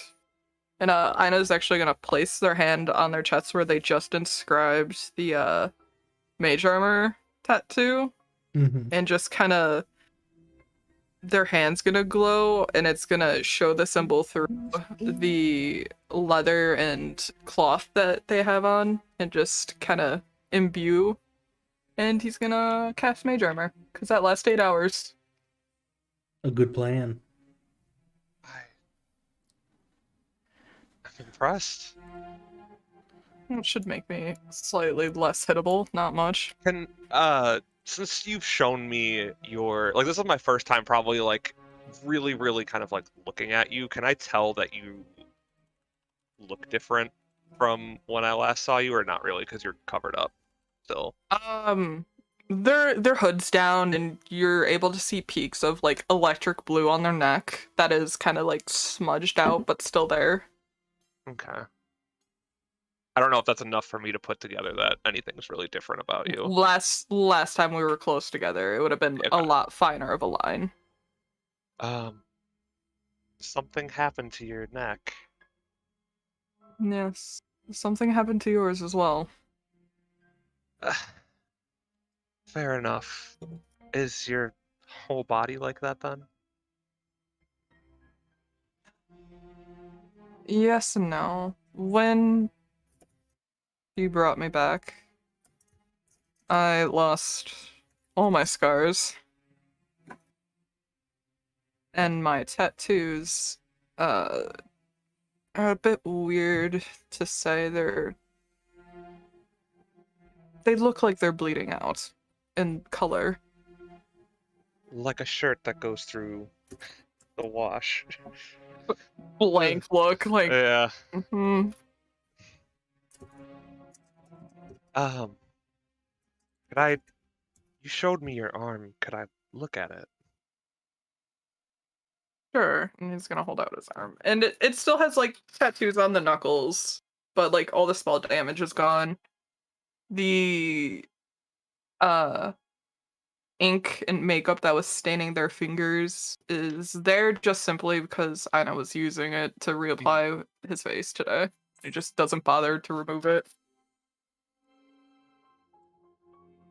I can't believe it. It's not even like any scars were there at all. It's weird, isn't it? It's my own hand and I don't like looking at it now.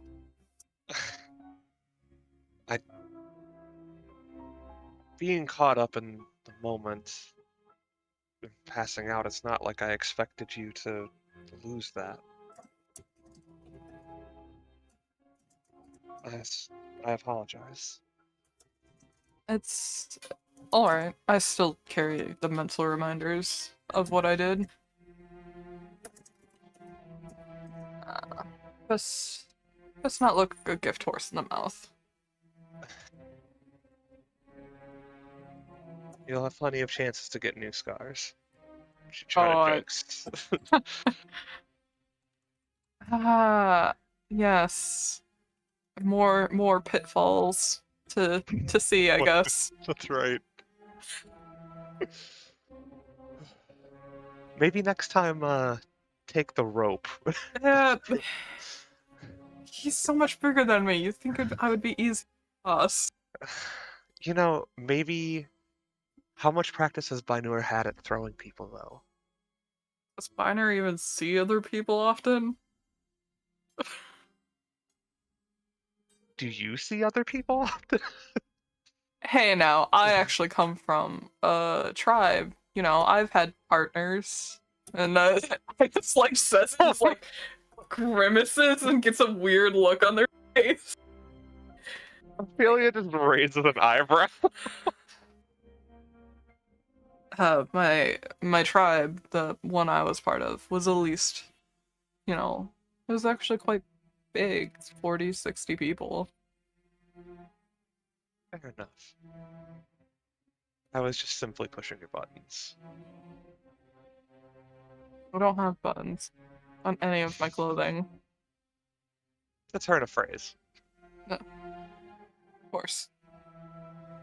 Well, I am gonna go tend to these other goblins. Alright, I'm just gonna go, over there. I just walks off. Ophelia will take out Beautiful. like a copper wire and just cast message and just say smooth into your head. Uh-huh.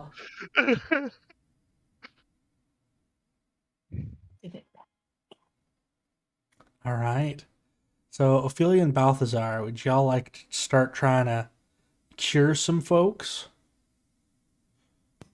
Yeah.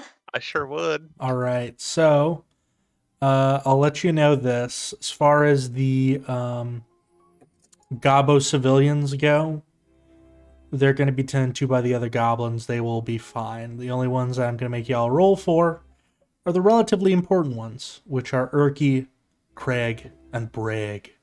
So who would you like to try and help first? Who's healing? Is that Ophelia? I do have a healer's kit, but I don't know Yes. if the time to use it has passed, I would assume. If you want to use a charge from it, it only has 10 charges. It will make the task 5 easier. So, the DC will go down by 5, is how I'm ruling that. I'll go ahead and add that to the little rules document I made for this in a bit. But if you want to use a charge, you can. It'll work that way. But basically, you choose between you or Balthazar. Whoever has the highest can make a medicine check at advantage because you're getting help from the other person. If you roll high enough, the person is good and will begin healing naturally. If you don't roll high enough, sadly, you did everything you could do, but they pass. So whoever ends up with the higher score is getting the advantage. I would go up to them and say, "Let me guide you," and I cast guidance on them. I love Ophelia. him saying it like that. Ugh.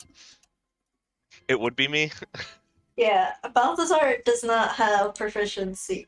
He's good with the magic healing, not so much actual physical healing. He only knows the basics. Okay. Ophelia's the doctor here. All right, Nurse Balthazar, this way. Yes, no, Balthazar is simply the sexy nurse to Ophelia's hot doctor. You continue. Yeah, I would probably actually use charges on Erky, Craig Bragg, and the Kobold. Everybody that we're rolling for. Okay, the kobold is also going to be fine. Okay. Named NPCs only. Okay. All right, so that will make it quite a bit easier for you. So, yeah, for all of them, actually, Craig will be brought back no matter what if you do that. Okay. Because he doesn't have a As long as bleed. you don't get a natural 1 on Craig, that is. Derek, why'd you say that? I Why'd you know. speak it into You existence? Oh, need no. you need double Oh, no. nat You- ones for Craig. Why did you speak it into existence, Derek? For Now it's just there, yeah, hanging. I'm Yeah. knocked on wood. No wood has been knocked on. I Don't know. fuck it up. I let you know so that way you can't be like, he dies, wasn't- and you're like, I didn't know that. I didn't even think it was going to be a possibility, but you spoke it into It's existence, true. Derek. I did. It's fine. It's fine. Uh, Just roll. for It's fine. Urki and Breg, it will be a if you roll below 5. So Okay. who we gonna do first? We'll do the easy one, the quote-unquote easy one. Okay, excellent. Right? A good start. So yeah, you start taking, some of the arrows out, looking at the wounds where they've been infected, cleaning them. It's a pretty long, drawn out process, but eventually, Craig sort of coughs up a little bit, wipes some of the spit from his mouth, and just goes, "Did I stab him real good?" Yeah, you stabbed him real good. Oh, You stabbed them very well. that's good to know. I thought I Finest- barely did anything, and then just got knocked out like a chump. Thanks. Balthazar's kind of glad he's under his veil. Can't see the little grimace on his face. But yeah, he starts drifting off again, but he'll be okay. Cool. Then we'll work up to Bragg. We'll go, in a row. All right. And Excellent. I also Nice. do have the guidance in case it goes real bad. Yeah, hold on to Yeah. that. Keep it Very safe. good. So yeah, Breg, couple of coughs himself. It's just like, oh god, I thought I was a goner. Is Craig okay? Yeah. He'll be He's just fine. fine. Just sleeping. Oh, thank goodness. I was worried we weren't gonna make it out of that one. And he'll give a little pat to your hand, Ophelia, and just say, "Thanks, Doc." Don't mention it. Now you should get some rest. Yeah, I'm gonna just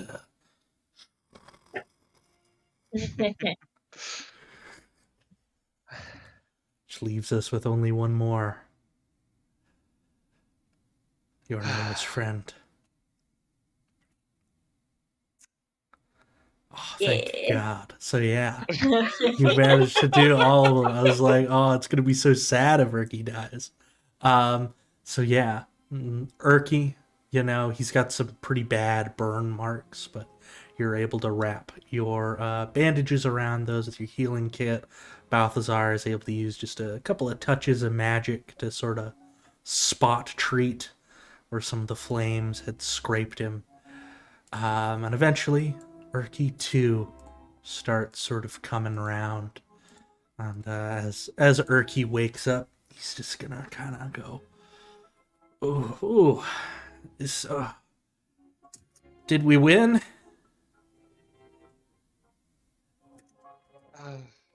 For the most part. Go team! This is Definitely. a lot better than my first time at the very least. Yes, it definitely wasn't a loss. Oh, gonna just I might use a little bit of my magic to just sort of get me back up the rest of the way, if that's okay. And he's gonna go ahead and do a little cure wounds on himself to get him back up a little closer to full. Oh, that's better. That's better. No time for sleep. We've got people to save, yeah? Exactly. Good stuff. Good stuff. And he's gonna sort of shakily get himself up to his feet and sort of check to make sure he's got his holy symbol on him and all that good stuff. Say, I'll keep trying to rest up and be ready whenever. Hey, did you get the did Einar give you a tattoo? I guess in a weird manner of speaking, yes. It wasn't him though. The green looks good with your blue. And then he will take a little flower out of his beard and he'll put it in your hair. Thank you, Erky. It's a lovely gesture. Yeah. All right. I see that there's a cozy looking bedroll in that pile, so I'm gonna go grab that and maybe nap until it's time for us to go. But thank you. And he's gonna just sort of waddle his way over there a little bit. Don't overexert yourself. Oh, I'm gonna sleep my butt off. And he's gonna give a little smile and a wave to Biner and to Penny and Porm and Einar as he walks past y'all. As he walks past, Penny's gonna run over to him and give him a big hug, and in Gnomish, gonna say, "Hurry up and get some good rest. They promised we would go find the dragon."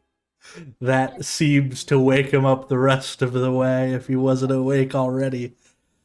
Oh, yep. Oh, I'll need to get it 100% for that. And very excitedly is gonna go and try to excitedly sleep, which I'm sure will work great. I'll have him take a short rest and get himself a little more HP back.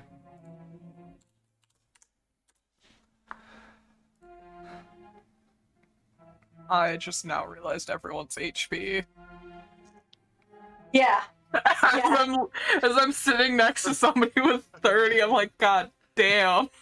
Yeah, I was looking at your HP on it, and I'm like, Ophelia might need to make a lot more deals. It's just, damn. Ophelia's not the only one who can make deals in this party. Yeah, everyone can make deals. That's right. Penny just You get a deal, and you get a deal. Penny just found a used car salesman, so it'll be great. Come on down to the Nightcaller's rapier class. Yeah. But as Erky, sort of settles down to take his short rest, he's gonna drink a little water that one of the kobolds gives him. He's gonna wave over to Porum, sort of call Porum over. If Porum would like to, that is. No, I'm kidding. Yeah, Porum will make his way over to Erky. Hate that gnome. And as Porum sort of makes their way over, Erky's just gonna look up at you, Porum, and just be like, "So that was a pretty nasty fight we got in, yeah?" Yeah, you could say that. Glad, gotta say, been doing it the past few days. I never really had the chance, and I don't know. Almost getting my head caved in kind of made me realize maybe I should say it sooner rather than later, but it's real nice to be, fighting beside a fellow disciple of Lathander. Porum will chuckle a little bit. Yeah, it's been nice to fight with someone else of the similar faith as well. Yeah, I a little worried I was gonna be seeing him sooner rather than later, but well, we pulled through. Don't worry, Erky. As long as I'm here, it's going to be a while until you see Lathander. I'll do my best to do the same for you if you ever get, something hurting you. Then he kind of pops his back and says, "Ooh, like that." I wanted to ask, what was your connection, if you don't mind me asking? Were you raised into it? Did how did you start following? Yeah, you could say I was raised into it. My mother's actually a high priestess of one of the churches. So I'll be. And he kind of, places a hand over his heart a little bit at that. Says, "That must make you mighty important then, huh?" I wouldn't say important. "You're important to me." And he gives you a little tap with his knuckles. Well, thank you, Erky. That's a little reassuring. I try to be. Least I could do for all the help you and your party's given me. Well, of course, it's the least we can do. Yeah. I'm really hoping my other friends down there doing okay. No, I shouldn't be too hopeful with how long it's been, but I got my fingers crossed. I'm sure your friend's going to be fine. Yeah. Yeah, I'm sure they will too. He says with a couple of small nods as he thinks on it.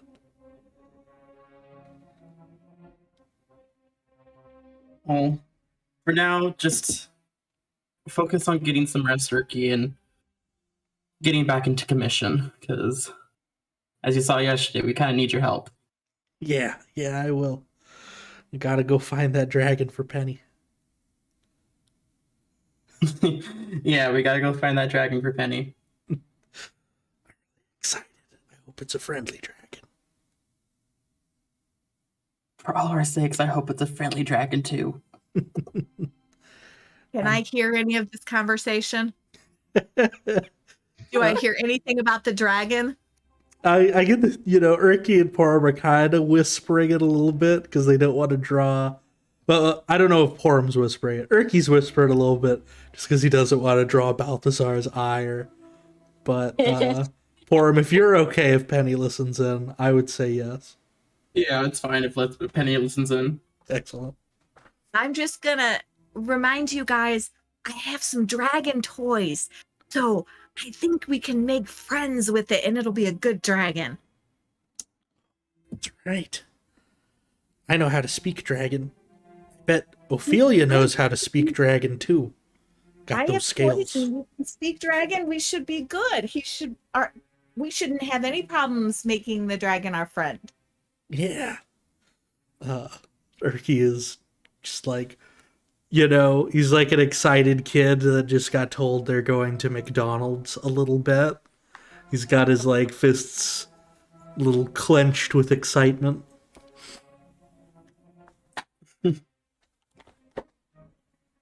You know what? I'm keeping my fingers crossed. I'm not trying to be on the menu tonight. Absolutely. Right. Yeah, that's most of all I had for Erky. So the ball's in y'all's court now, Penny's gonna turn around and run over to Balthazar and Ophelia and say, hey, guess what? Yes. Guess what, guys? I found out last night that I blew a guy's whistle and I got a gift. What do you think? Oh, Have you ever Balthazar. heard it?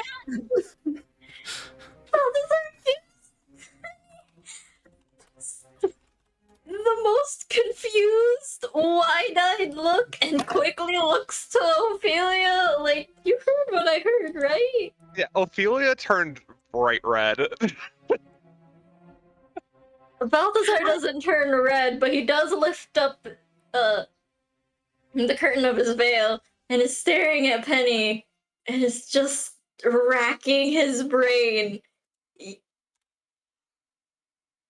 When was this, Penny? Yes, can you go? Whose whistle did you blow?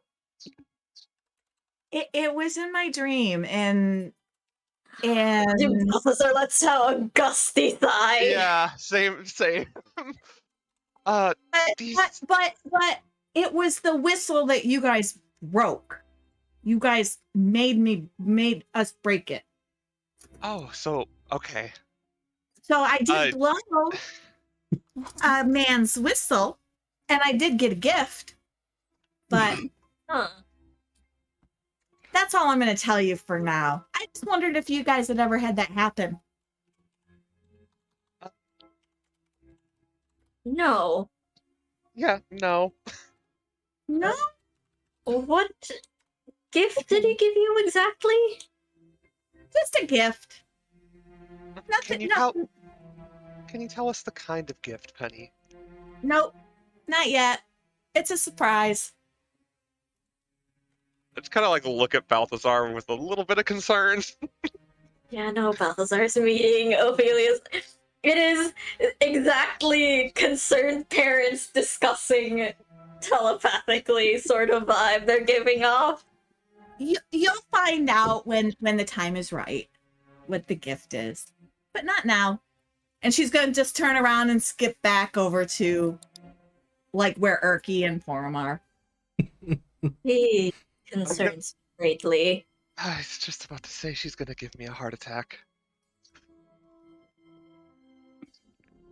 I'm surprised she hasn't already. That last one was really close. Balthazar slides his hat off his head to let it rest on his shoulders and just runs a hand through his hair, just shaking his head. I didn't want to have this conversation. I was hoping everybody in this party was age appropriate. Penny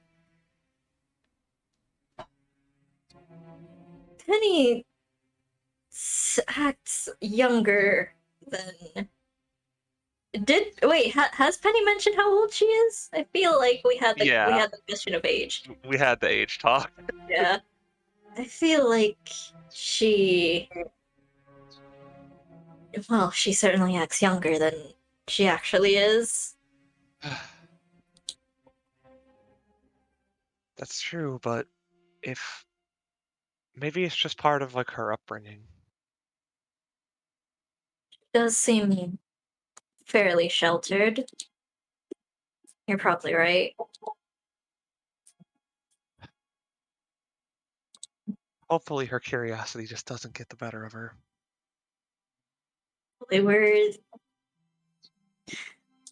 Hopefully someone responsible in our party is able to hold her back when the time does come. Well, I feel like we've got a good group for that.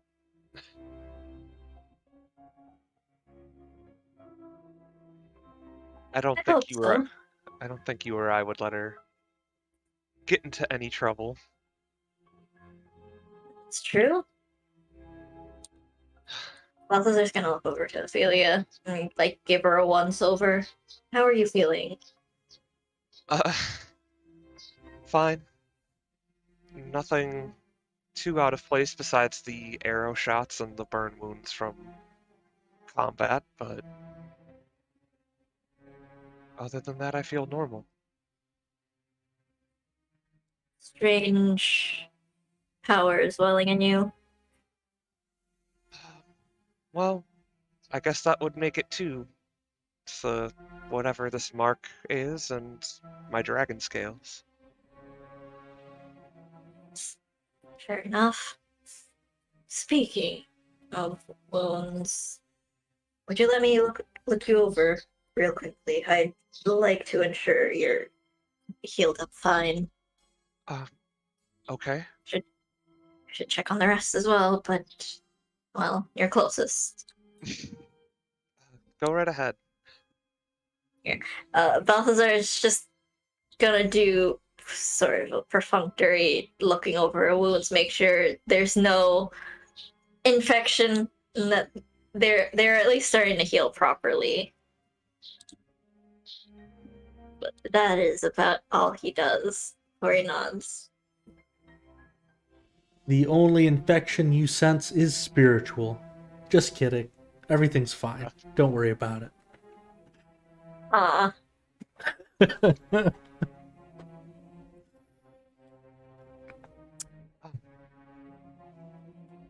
Thank you for giving me the look over. And thank you for helping me with everyone this morning. you may. Oh, you're welcome. It's the least I could do for them.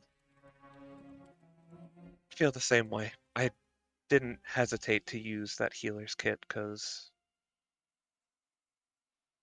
I just didn't, You know. Sorry, I can't put it into words right now. You don't have to. I understand.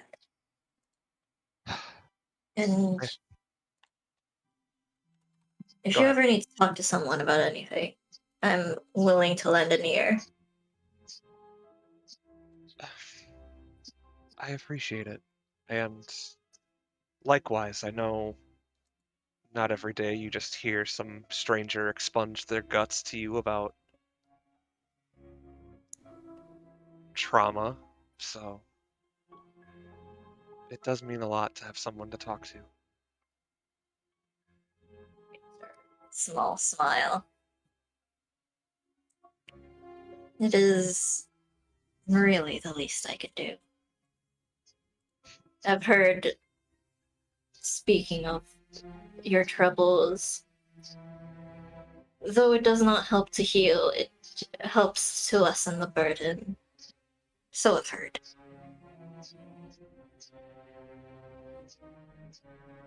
I agree. It's not something that gets,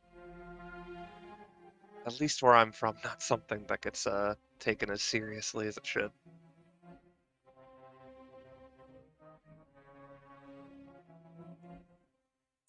Shame. But offer still stands. He gives her a pat on the shoulder. I like, she just sort of like just doesn't like sink into herself, but she's just like,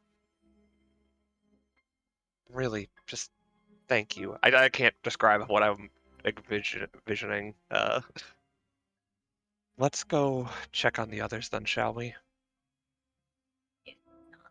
Follows after her as they go check over. Double check everyone. Yeah. Check up doctor's orders. Goblins all seem to be doing good, though. Breg and Craig are probably going to be out of commission the rest of the day, unless y'all want to expend some spell slots on them. But considering that you might be going down the hole, might want to hold off on that. I don't.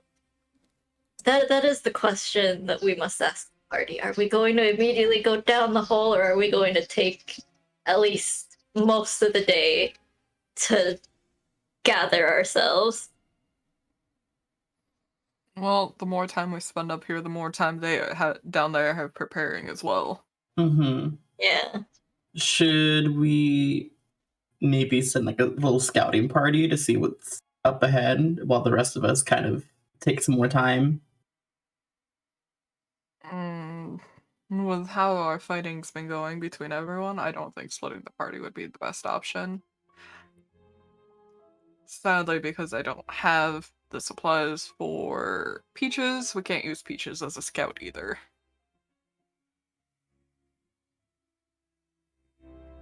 But we do have goblins that know what's going on down there.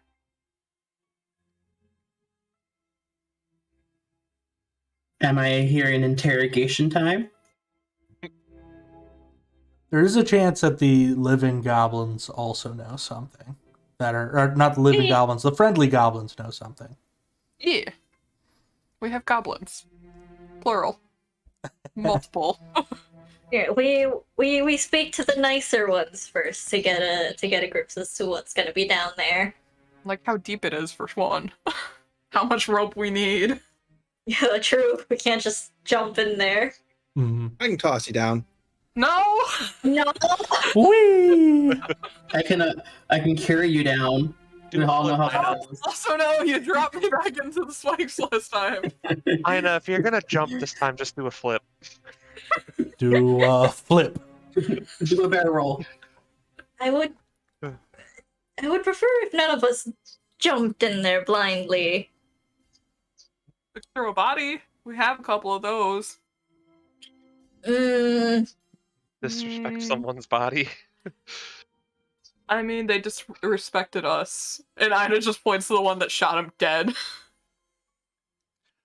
Yeah. That's Like, I'm gladly this guy. toss him over to see how deep this hole is.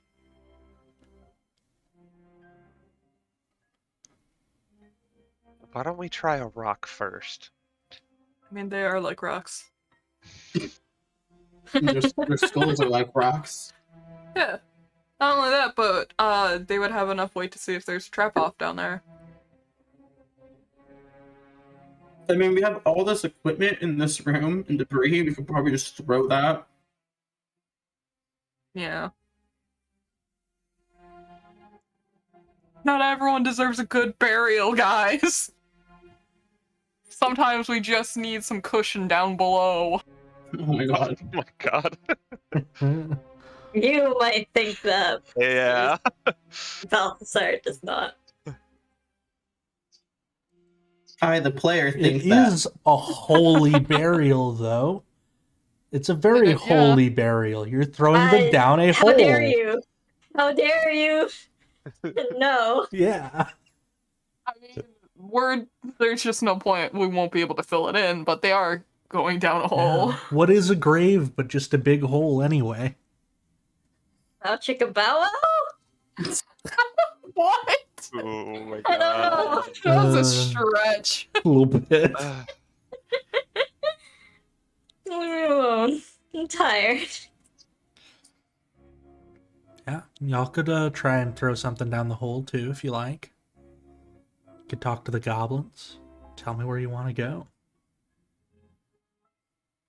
You think of talking to the gobos? Yeah, I think Gobbo's first to get a grip of the situation. All right. The goblins are currently on break after, dealing with the bodies, setting up defenses, and checking on all their friends. So you come up to nice. yeah, you come up to the four of them. They seem to be participating in a game of dragon chess. They sort of Ooh. look up at you and say, hey, anything we can help with, fellas? The hole, mostly. What do you know Needs about filling. it? God. They kind of look at each other, with some grimaces and say, well, mostly, rumors. Only a couple of us have gone down there. Mostly just some, chemical assistant work. One of them says, doing little, air quotes when they say it. Most of us go down there, never come back, really, so hard to say. Person who came back was Dead. it Yeah, was Flag, right? Yeah, Flag. Flag came back, told us a little bit, then didn't show back up. He said there's some weird shit going on down there, like a wolf person. There's this place where they got these little fungus guys and skeletons and plant people. I heard that they're eating our friends. Somebody's eating goblins down there. Yeah, I'm sure they are. Okay. One of them says to his friends, he's a dreamer. But, yeah. Lots of rumors. Lots of stuff about dogs, though. Wolf dogs. Wolf people. Wolf man. Wolfman dog. Which I guess, like, checks out, because Dern has those, like, mutton chops now that are kind of wolfy before he kind of wolfed out on y'all. Was this also where I apologize, I forgot the name of their leader that helped us. Oh, Grenell? Gren? Thank Grenell. you. This is the same place that Grenell went down, correct? Yeah, they took Grenell down there when he wasn't cool with dealing with the kobolds.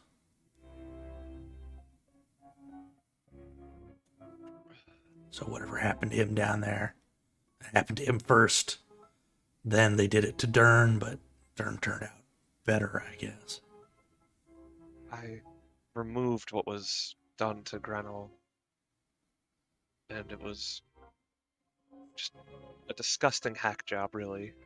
I think he turned into a barghest. Same guy from before said. Barghests are just a myth. They don't exist. Oh, Didn't- okay. what are bargains again? I was going to say, didn't somebody actually find out that Dern was a Barghest? Yeah, I think someone rolled a religion to hear about barghests. I think it was me. They think that, yeah. You're pretty sure Dern is a barghest. But what? I guess taking that information that Ophelia found out, did that mean Grenell was a Barghest? Yeah. Are at least partially transformed into one. Huh. Maybe not as well as Dern was, or their body just wasn't really able to adapt to whatever it is that happened.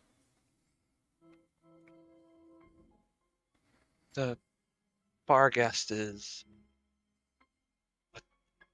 what Dern turned into mid-fight. Wait. You mean Lenny's right? I told you guys. He's barghest. That's why they're eating people. What's a purple people eater? A goblin turns into a barghest if they eat 9 other goblins and you do some kind of weird, dark ritual. I'm super into the occult. I've read all about this book. It's just like this really shitty little goblin book that looks like he made himself. Oh, I mean, Cute. I'll start somewhere. I was gonna actually scratch her head a little bit and just kind of like look over the shoulder to the little book and just like confused but also kind of sheepish at the same time, if that makes sense. Mm-hmm. And just quiet in general. Yeah, barghests are real nasty. They're supposed to be afraid of fire, I think. But I saw some fire in your fight, and you didn't seem too worried about it. So maybe I need to scratch that one out. My book. He opens it up and starts looking for the page you wrote that in. It was resilient to lightning. Yeah, that checks out. Well, Barghest, they got all kinds of resiliences and stuff. They're tough. That's probably why you wanted to be one. You're good against cold and lightning, and if you don't have a magic weapon, then you're only gonna be doing, cutting into the skin a little bit. Heavens forbid you use acid or poison. They're just gonna drink that up. They find it delicious. You just... Or you have those arrows I gave you, correct? Yeah, I still have those arrows. I think we'll need those for the Barghest when we encounter Dern again. Sounds good to me. Just try to hold on to them unless you absolutely have to use them. Okay, I also have some other options if we want to go through that route, but we'll get there when we get there. Do we have a sense of how many is down in the hole? Well, as far as friends that I've seen go down there, he starts counting on his fingers. There's Jerry and Barry and Vinny and Jimmy and Kevo and Brady and Belgie and Nindo and Rindy and So like a dozen? more than a Zelbort. dozen? Yeah, so probably about 11 with Zelbort. Those are your friends, right? What about the non-friendly ones? Oh, well, I mean, I say they're friends. Those are people from the tribe. I don't know if they're... I haven't seen them in weeks, so they could be, on Bullock's payroll. They could be desperately trying to get out. They could be ending up like Drenel ended up, for all I know. If you're saying the stuff Lenny's saying is true, maybe they got eaten. There were quite a few more, too, I think, but that was even further back. How's everyone getting down the hole? Oh, there's, vines all along the edges of it. Go straight down. You just grab onto them. I also picked out a grappling hook from the supplies over there. I do have the climber's kit too, so we'll have pittons to put in the walls. I can fly. All right. Good Fine, for you. Set up the Oh, pittance Ophelia then. might be able to fly too, so don't get too uppity there. That's right. Ophelia might have new magic wings. Yeah, definitely. It's possible. Uh-huh. All she needs is just a light push to try them out. Maybe not. Any ideas? Do not. Do not. You failed at that last attempt. I don't think we're gonna let you try that again. You tried your best, Biner. It's just gonna pat him on the arm.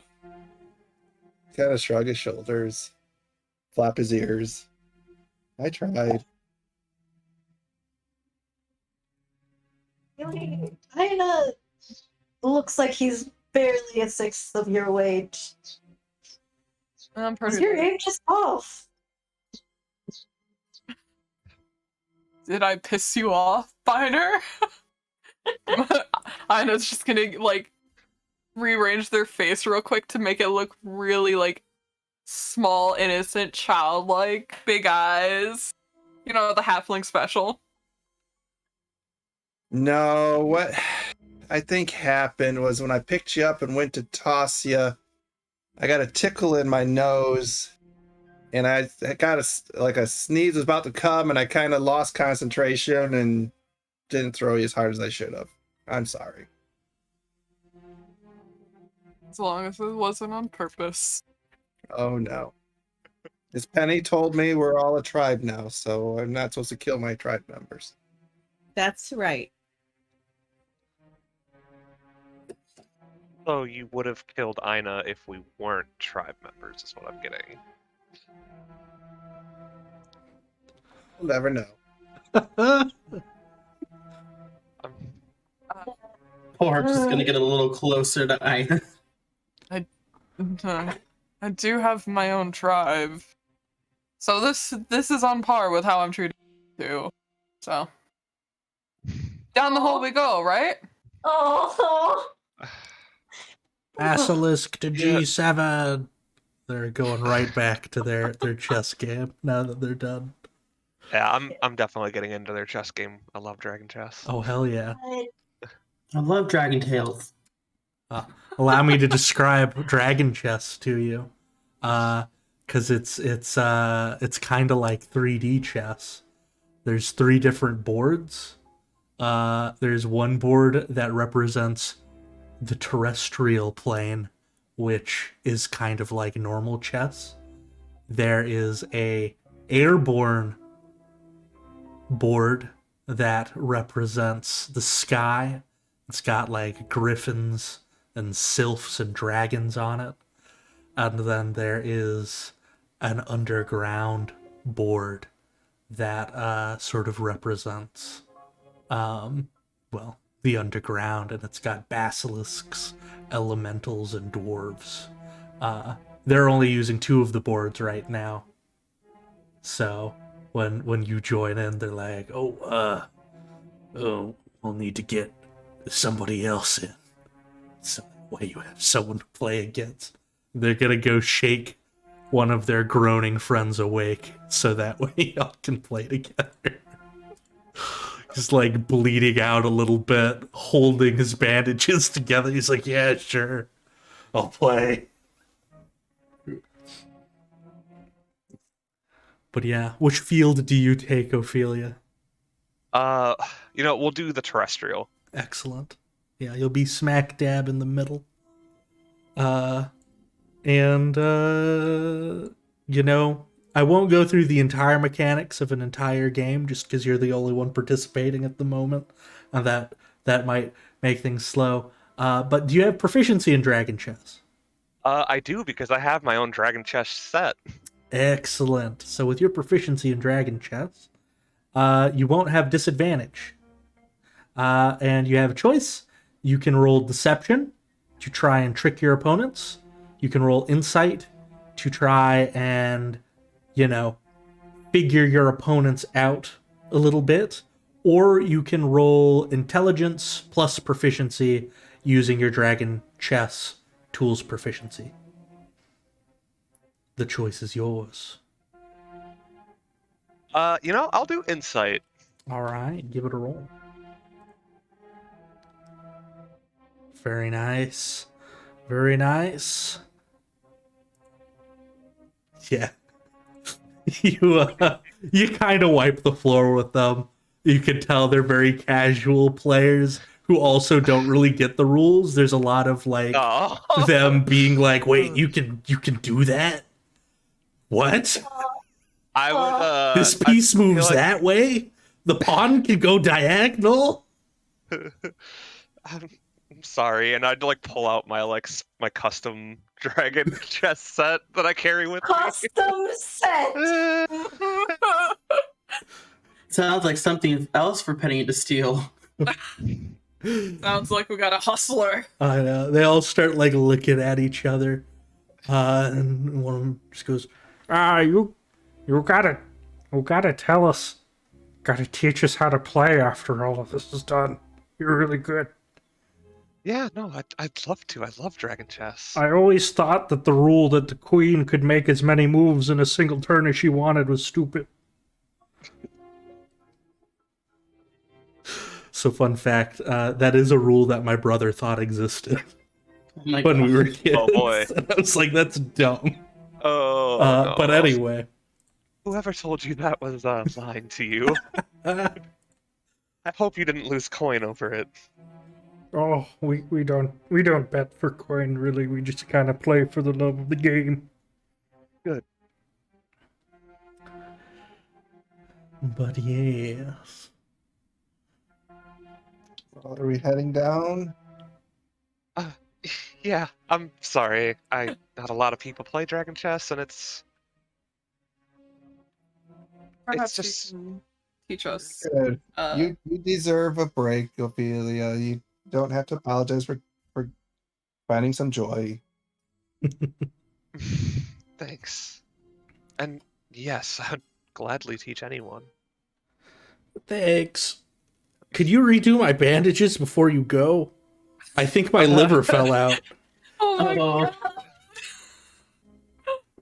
This poor guy. Of course. Excellent. You wrap them up in a bow, and you're good to go. While Ophelia was playing Dragon Chess, Balthazar's gonna go into a corner and ritually cast augury. Ah. Since What are you asking with your augury? And go ahead and link augury for us. He'll kind of just set up a little tray with a cup with sticks written on sticks, essentially, to give it a shake. But he's basically asking for.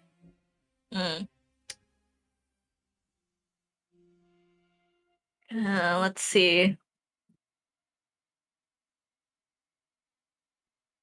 Yeah, no, he just wants a general, like, is it a good choice to continue moving on immediately? Like, leaving as soon as they can through to the hole, whether that would bring. He's aware it's gonna bring a lot of danger and bad times, but it's just, will they immediately run across something that'll cause trouble? Whoa. Whoa. Whoa.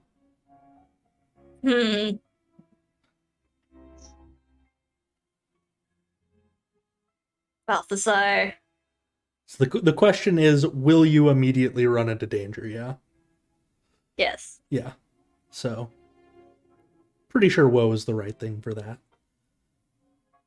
Because it doesn't really answer a yes or no question. It just says good or bad. So, doing my best here. No, he's essentially asking: is it just are bad things going to happen if we leave immediately? Is it bad result or good result?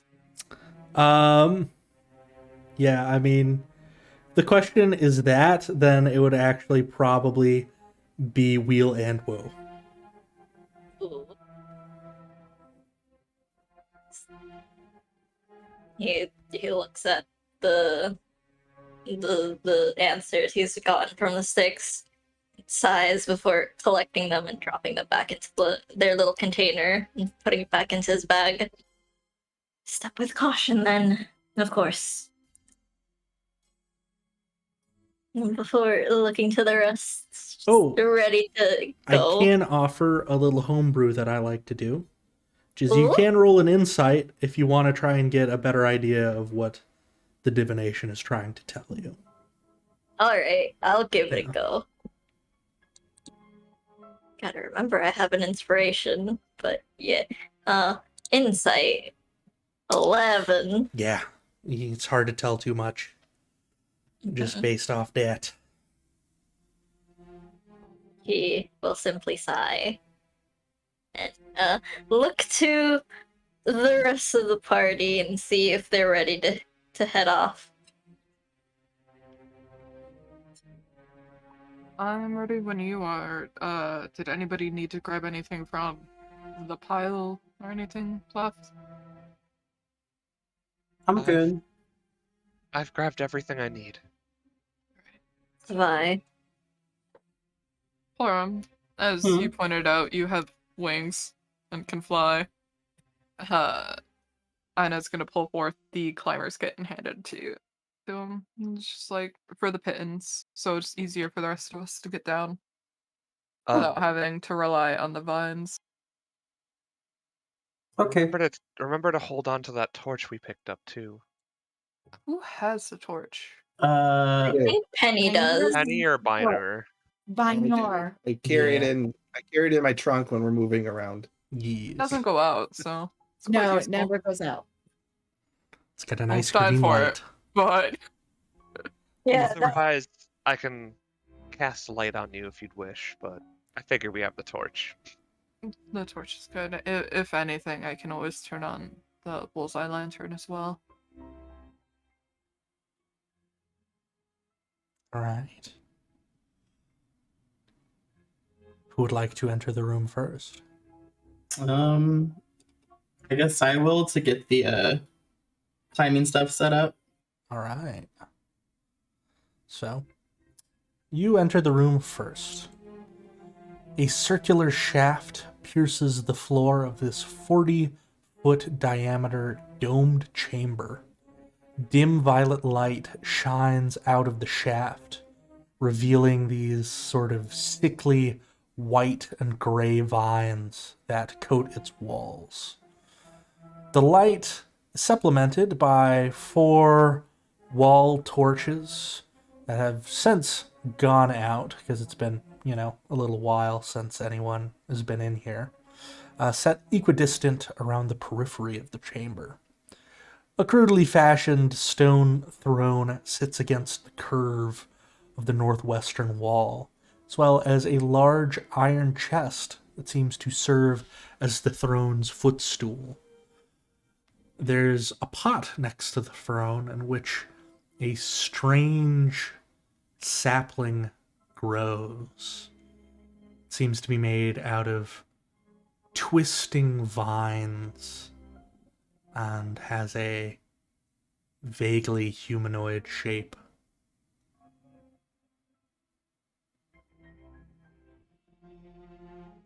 I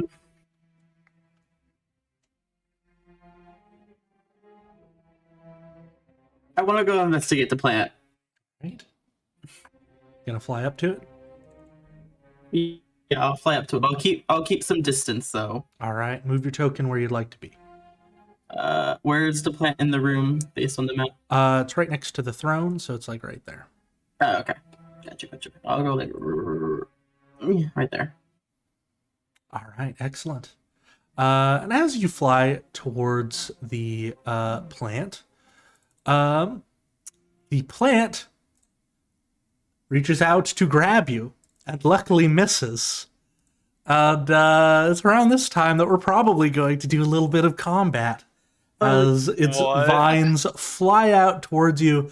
They actually would have gone for you before you even got there while you're out here, because it's got a 10-foot reach. So vines begin shooting at you. And yeah, we're going to roll a little initiative. Good stuff. Balthazar could see that from his position by the door, right? Oh yeah, I mean, it's making noise. Its flower pot probably falls over and cracks when it does this. So like, yeah, y'all know what's going on here. So yeah, we're gonna just start a little bit of music. So I roll initiative for that. We've got Einar, Porum, Balthazar, Ophelia, Biner. Did we get one from Sweet Penny? There's Penny. Perfect. All right. So Einar, you get to go first. Watching the plant just lash out, Einar's just gonna be like, alright, I guess we're going hard today. Anna's just gonna cast Mind Sliver. Excellent. So, as you sort of peek in through the door, you do a nice Mind Sliver. It rolls a 4 because it doesn't have advantage, so that's going to do 5 psychic damage. Excellent. Yes. So, blah blah blah. D4 next saving throw it makes before the end of my next turn. Excellent. Anything else for you? I'm just gonna duck right out of the way. Doesn't want to get hit with the door. Marvelous. And yeah, it's sort of, you see this plant creature, its tendrils sort of quiver and separate as its mind is assaulted. That'll bring us to Penny.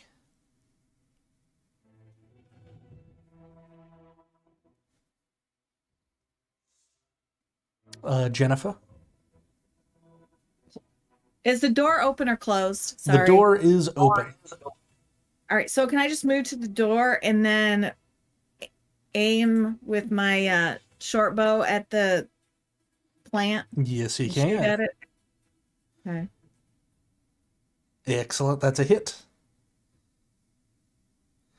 All right. So we'll do the 9 piercing. Sadly, won't do the sneak because you didn't get the jump on it. But if you'd like to use your cunning action to take a hide action, sort of dip into one of the spaces next to you behind the doorway as your next attack, might be able to get a sneak. Yeah, that's what that's what I'm gonna do. I'll just move over to the side there. Excellent. Roll stealth for me with your bonus action. Hold on.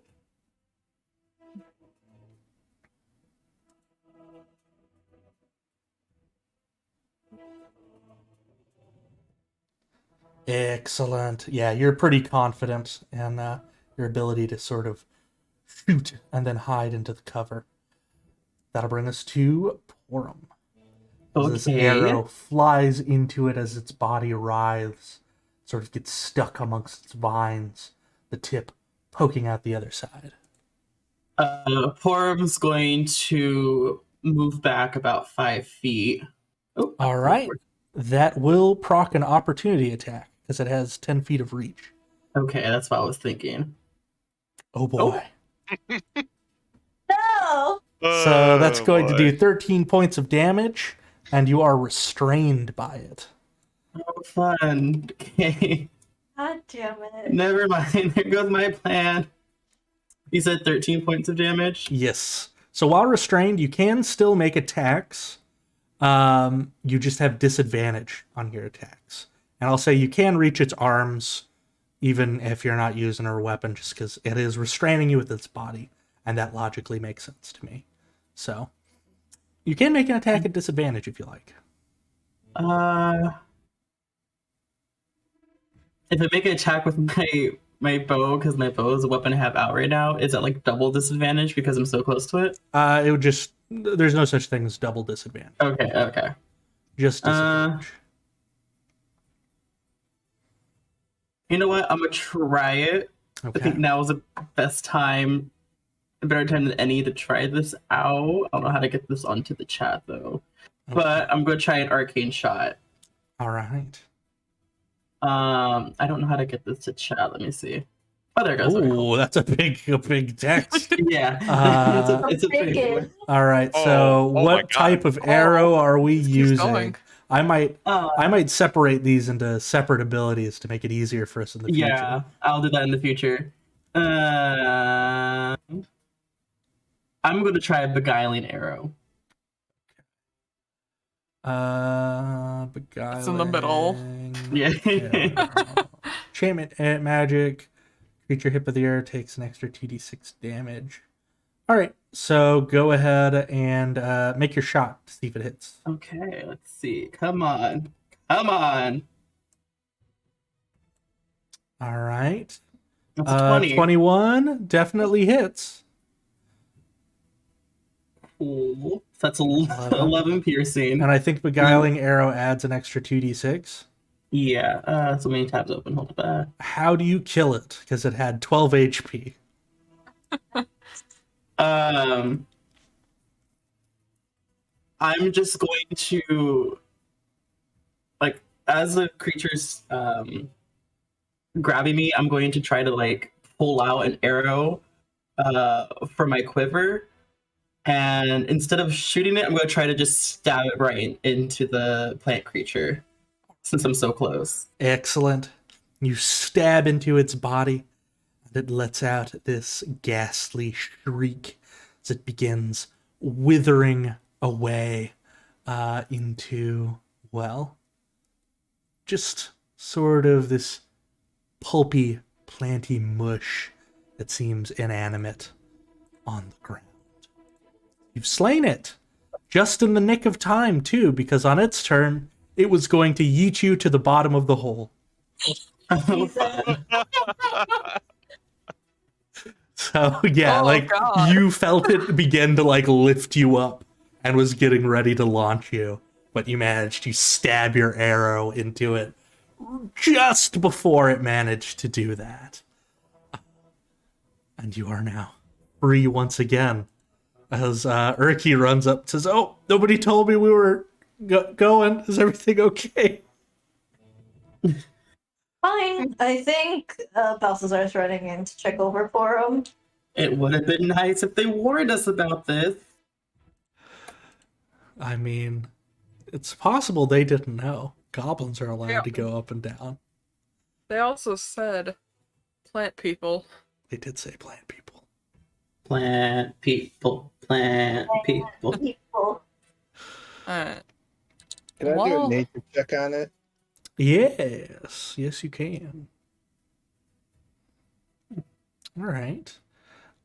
So with a 14 nature, you know that this is some kind of blight. Spelled like so. You don't know too much about it with a 14, but you do know that blights tend to be created by, darker druids as sort of plant guardians. But other than that, you don't know too much. Can I look at it to see, like, if it had signs that block, like, A, made it, or B, left something with it in its pot? I mean, as far as knowing if he made it, you could roll a nature check. Because you would have to know how these things are made first before you could know to check. Nah. You have no idea how these things are made. Just ripping it up out of the pot, like, huh. Yeah. Checking in the pot, there is dirt. Or actually, let me double check. I'm pretty sure there's just dirt, but I could be completely wrong. Maybe I put something in there. Before he's searching the pot, Balthazar is checking for him over, and kind of sigh and pat for him a little on the shoulder, and just says, "Try to be a little bit more cautious. You should know by now this place is dangerous, and we'll cast a healing word on him just to. Oh, that's not doing the thing I want it to do. Damn." Oh, Roll20's back on his business with its spell cards again. rude. Yeah, there we go. There we go. Yeah, we weaved a little bit of his cool grave magic into it just to heal, pour him up a bit. All right. Can we check out the chest? Yeah. So, go into the chest. You can roll Thieves' Tools if you want to check it out initially. I was gonna call it to Penny. Make sure it isn't trapped first. The way I tend to roll it is I assume a proper thief would know to check. So the Thieves' Tools is checking for the traps for me. Oh, okay. Because I am kind. But it is a thing where if you fail, that means the trap goes off. So let's see here. Oh no.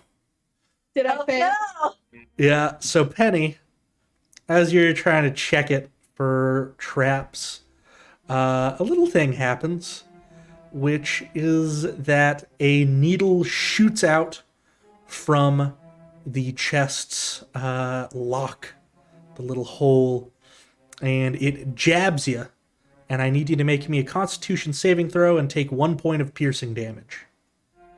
It stabs you pretty deep. It's like being stabbed with a pencil, but sharper. Oh no! What was the other thing you needed me to do? Just the con save. Okay. So you take 6 points of poison damage Okay. after the failed con save, as you get jabbed pretty hard. At the very least, you know the trap has been triggered, so you can now try to open the chest once more in earnest without that. But you're probably hurting pretty bad. You're feeling that poison sort of going through your veins and hurting you. It doesn't have any other ill effects, luckily, but you're not feeling healthy, to say the least. I'm gonna kind of stumble back and slide down against the wall. Is immediately concerned and rushes over to her. Same thing with Ophelia. Balthazar just reminds me of the nurse from SpongeBob. I'm on it. Yeah.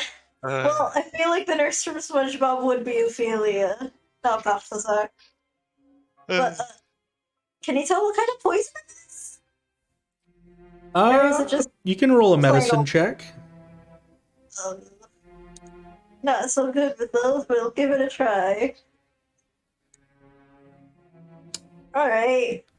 You can tell it's not a very strong poison. Aside from the damage it just did, it's not going to really do anything else. Like she's not currently poisoned. Sorry. Yeah, she doesn't have the poison condition or anything. the poison's effect is that she's not at full health. She feels bad, basically. Okay. So it doesn't have any lasting effects. No. It seems like a Alright. very simple poison. Alright. Balthazar just kind of sighs and takes the needle out of her hand. And just, pretty sure. Well, it's a fantasy world. I lick the needle. No. It is mild poison, and nothing else is happening to her, right? Nah. She will probably be okay by the end of the day. Just, feels bad.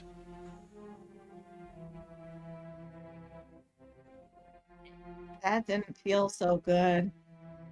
I think somebody else should try and open the chest. I'm gonna sit here for a minute. I'm just gonna. Balthazar with Ophelia's help is gonna try and drain what's left of the poison in her before bandaging up her hand. All right.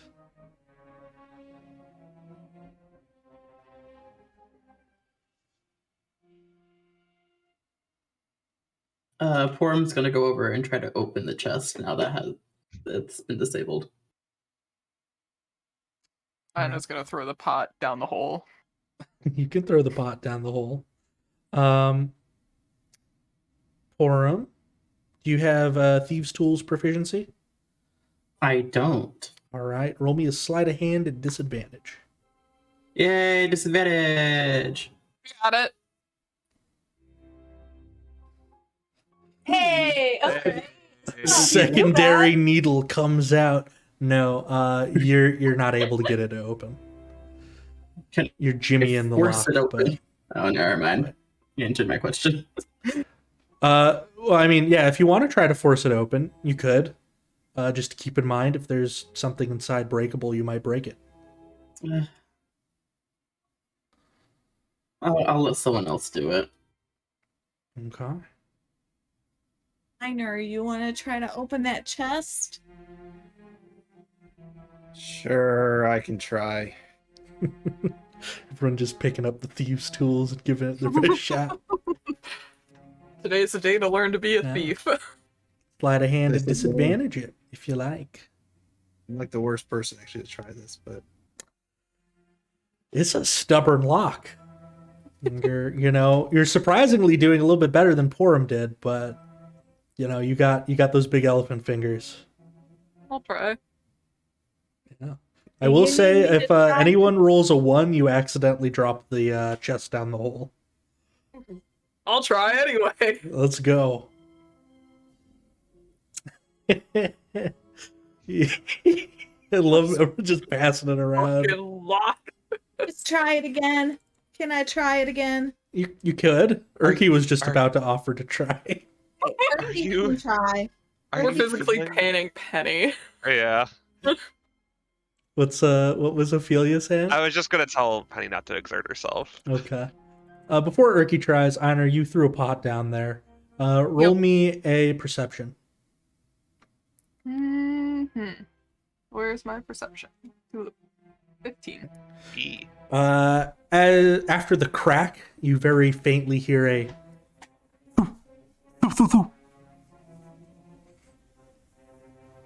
I'm just gonna point to the hole and look specifically at Balthazar and Ophelia, who protested throwing a body down there. There was protested arrows. No. They protested throwing a body. They didn't protest Yeah. throwing anything in there. Shortly later, Ida, you're also hearing. Thunk, thunk, thunk, thunk, thunk, thunk, thunk. And it slowly fades away. Oh, there's definitely something down there. can I smell anything down there while Urki is trying the chest? The chest pops open in Urki's hands. He did it. Hey! But yes, you can stick your nose down there. Go ahead and roll me a sniff perception. Sniff Do like a perception. sniffception, maybe? Oh. All right. So you sense two things of interest, one of which is a smell, one of which is not.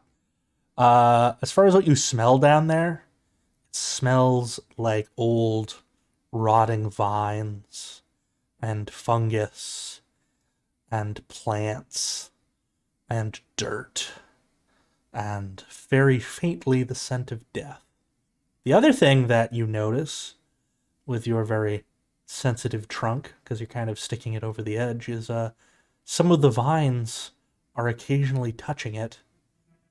And you now notice that the vines surrounding this hole are ever so gently, almost imperceptibly moving. Just sort of gently writhing in the slowest manner. I'll turn to the group and say, these vines are moving. We need to be careful heading down. Should we burn the vines? I say we burn the vines. We do have the climber's kit, so we don't need the vines. There's fire all around us right now. We just gotta pull a torch off. Just light the shit on fire. All those torches are out. Nobody has been around to light them since Mhm. Dern But left that room. Does raise a question. If the torches were on, perhaps the vines are afraid of the light? I mean, we do have an Ophelia. We also have a torch that doesn't go out. Yeah. Is it shying away from the torchlight? No. It is not. And Then again, the writhing is very slow. did you guys want me to actually light one of these on fire? I don't know, they might get angry and we might be fighting vines next. But then they'd be coming. Well, Let's see Anyway. what's in this chest first. Yeah. Let's Yeah, check sounds out like the it. chest and then we'll deal with the vines. So I've got some kind of gold ring. And he pulls that out. And as he pulls that out, Balthazar would recognize that. That's a ring belonging to a paladin of his order. Good stuff. As well as some splint armor. I'll wait for your reaction before I go on to the rest. Kind of blinks. Not seeing the ring. At the armor, does it look familiar? Does it seem like something the paladins in his order wore? Sure does. He starts frowning Mhm. as he holds his hand out. Penny, could you give me that ring? Perky has it, doesn't he? Oh, Perky. Yeah, he would. Right. He would toss it Sorry. over to you, He asked the turkey. and then he. So used to Penny just taking everything, you don't even. Listen, it is second nature. Yeah, no, listen, she's usually the one digging through items. He pulls out some moonstone earrings as well as a matching necklace. Worth about 50 So you gold. should take those. I think they would look pretty on you. Balthazar is looking over all these stuff. He probably doesn't know his paladin member all that well, considering he's been gone for a while. But do these match descriptions that he's been given about Silverine? I mean, the ring, it wouldn't be too much of a stretch to think that might be his. Okay. We're looking at Okay. personal effects. Yeah, no, he's like looking over. He's probably gonna go towards the chest and is looking over everything Mm-hmm. with a furrowed brow and a very thin-lipped expression. Let's see. Oh, yes. More things. 1 potion of healing. I'm updating the loot chart. Very nice. Thank you much.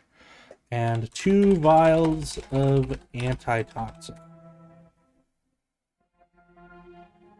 That feels ironic. Yeah, a little bit. Yeah. Oh. Yes. Are there any clothes, or is it just these items? Splint armor is in there. Yeah. No other clothes aside from that you can see. And I think there's 2 other things too. Just let me find them, but y'all can role play as I find them real quick. Yeah, while they're doing that, I would just want to go to Ina and just be like, I meant to give this to you this morning a little earlier. I kind of forgot, but here. And I'll pull out the scroll of Dragon's Breath. You said you wanted it to transcribe. Thank you. Kind of scratches his head. This is perfect. When we take a long rest, I can take time to do this like I did my necklace. Right. It was just going through a lot that I kind of forgot. So I apologize. You were unconscious. It's understandable.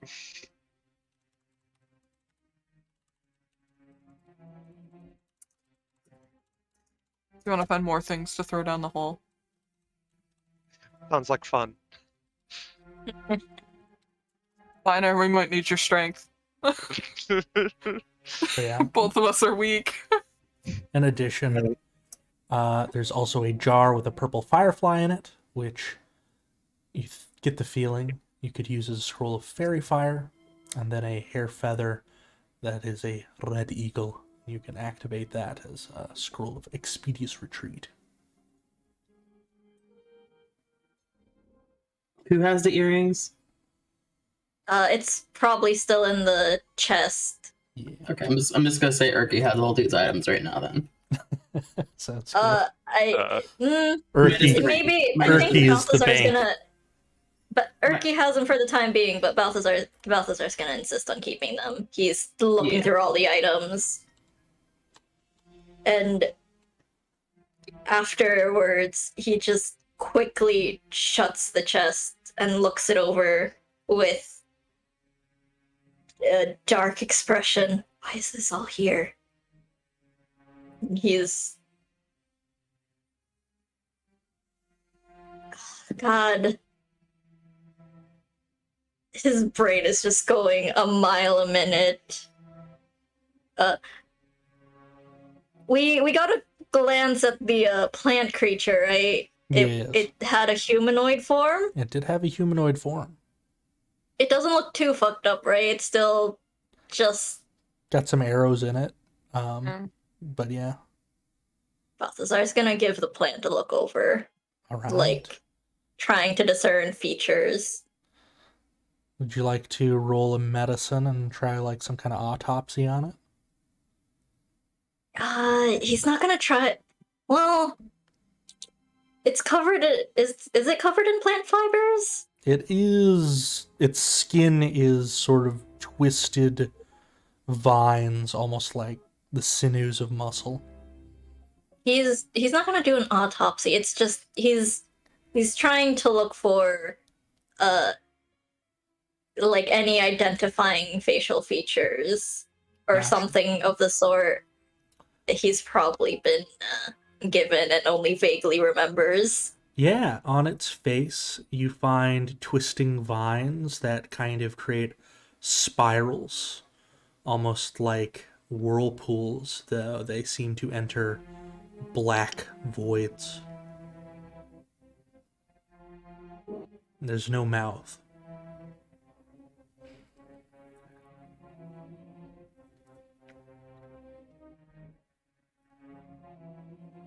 Could you feel for something underneath the vines? If it's just surrounding a body or if it's actually the body? Yeah, you want to stick your hand into the vines? Yes. Yeah. It's very wet inside there. Mm. You don't really feel skin or bone or anything, at the least.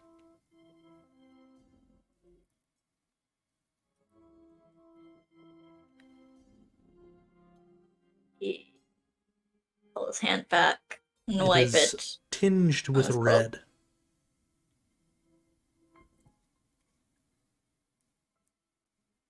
Balthazar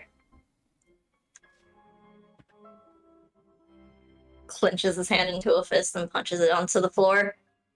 Fuck. Fuck. He runs his other hand through his hair. Erky, you mentioned the rest of your party was taken away, weren't they? Yeah. The items in that chest, did they look familiar to you? And he looks down and says, well, Charwin had some jewelry that looked like this, I guess. Oh no.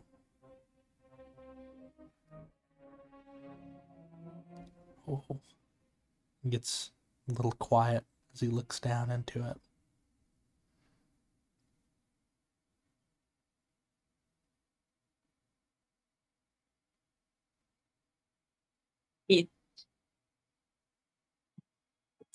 How big is this plant creature? Humanoid sized, you know, Humanoid size. person. Medium sized, rather.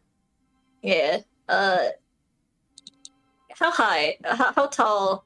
Laid out, guesstimation wise. It's pretty tall, maybe like 6 feet or so.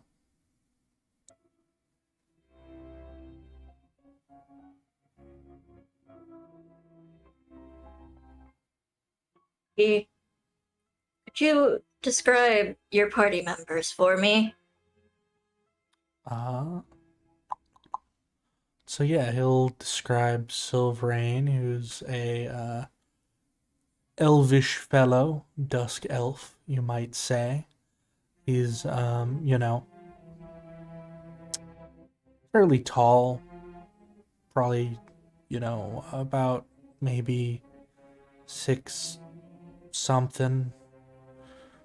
Wore a kind of like basket hat thing, kind of like you do. Had two short swords on him.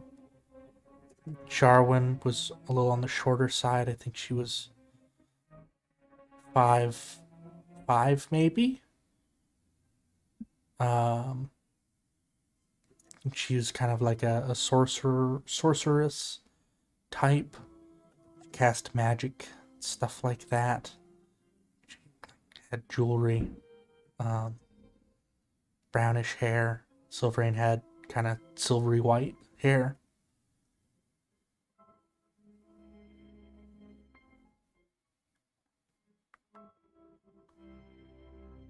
It's those two who are missing, right?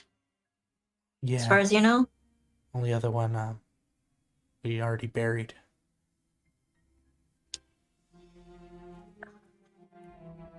So he shakes his head, looks to the plant creature, and looks to Erky with a significant expression.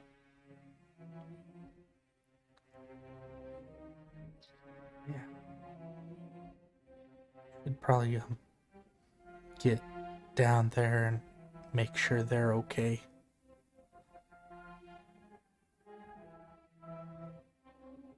So looks so sad for Erky, and reaches out and grasps his shoulder and gives it a tight squeeze.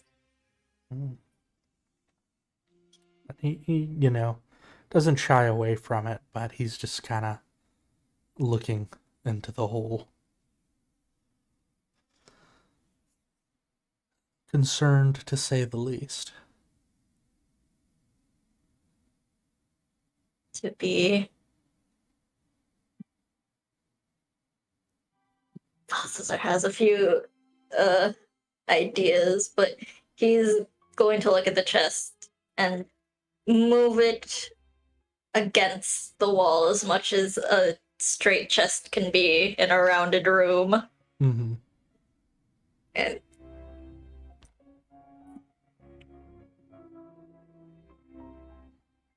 everything in there is going to stay in there for the time being. We'll come back to it.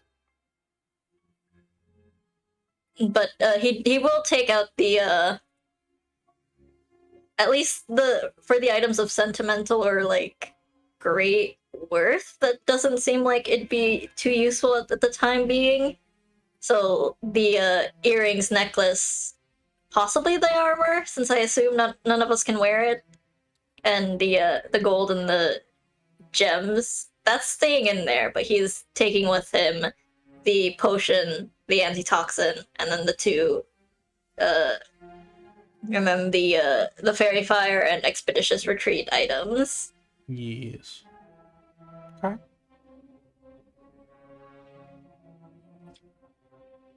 He's keeping the ring, though. He's going to tuck it into his coat.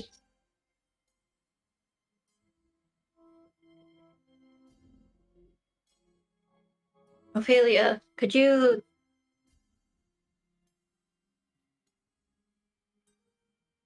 I Takes a deep breath and lets it out slowly. Could you burn this plant body, please? As he works through setting up some rites. I might be. I'm going to be overstepping here. I already know it. We came up with the plan because we heard something down there. I know you're already going to be angry as soon as I say this, and I apologize in advance. But what if we both throw him down the hole, wait till whatever is thunking down there gets right on top of it, and then throw the fire tank on top of it, and just burn everything down there?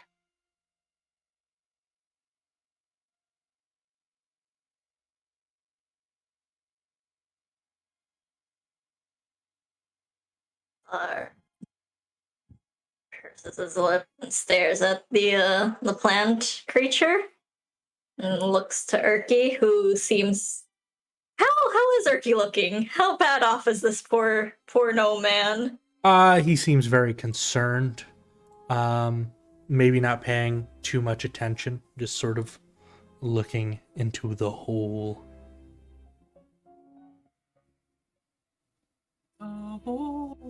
Yeah. Sort of staring off into space.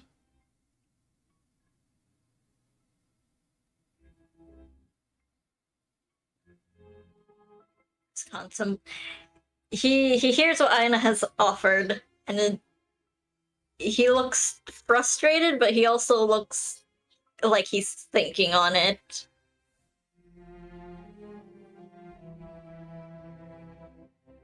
We can find something else to throw. It's just, if he already planned on burning up the body, we figured two birds, one stone.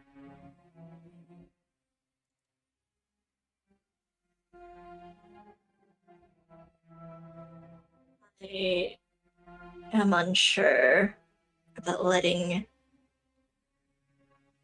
this body go through any more particular humiliations than it's already gone through. But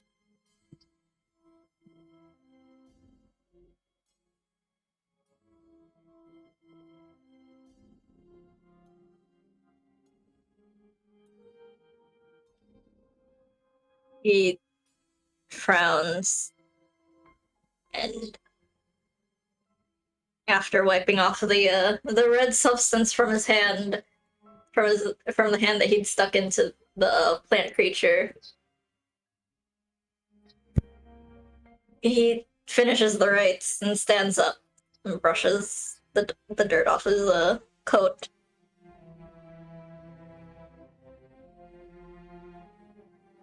I suppose whatever indignities he's already suffered can't be any worse than what we're about to do.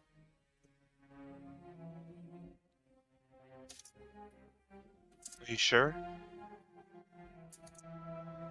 Just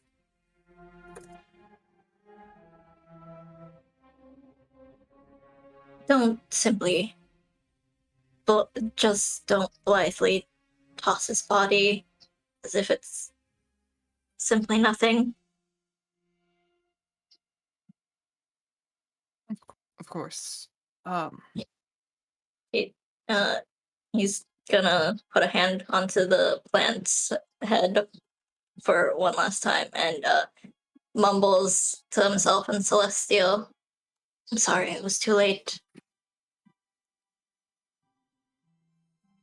If you are who you think you are, may you rest well with the Lady of Shadows.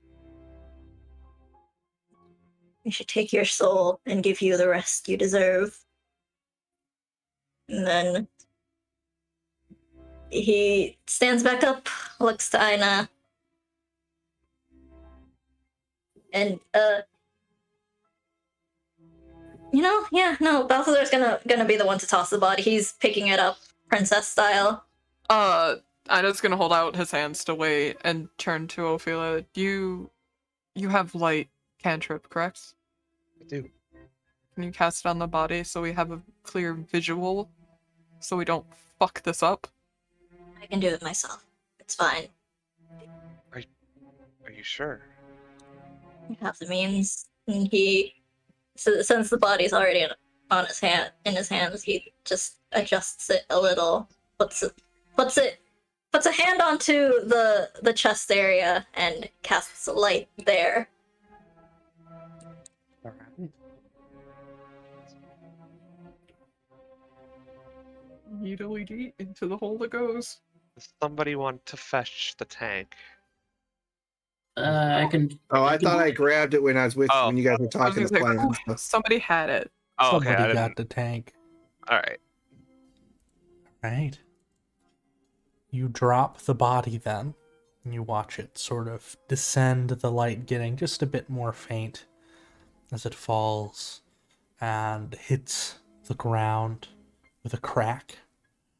And you see the body move ever so gently a couple times amidst the thump, thump, thump, thump that get sort of sent over towards it. And just a few short moments pass. And give me just a second here. Soon you see a couple of robed figures approaching. Seem to have shovels that they're whacking it with, as well as some other smaller looking figures as well, going up and just sort of shaking at it. Zar sees them hitting the body and just doesn't even look to Biner and just kind of dead voice. Drop it. Bombs away. And he'll toss it down. All right. You toss it down, and eventually it hits the ground, and an explosion ensues. And Biner, can you roll me 2d6?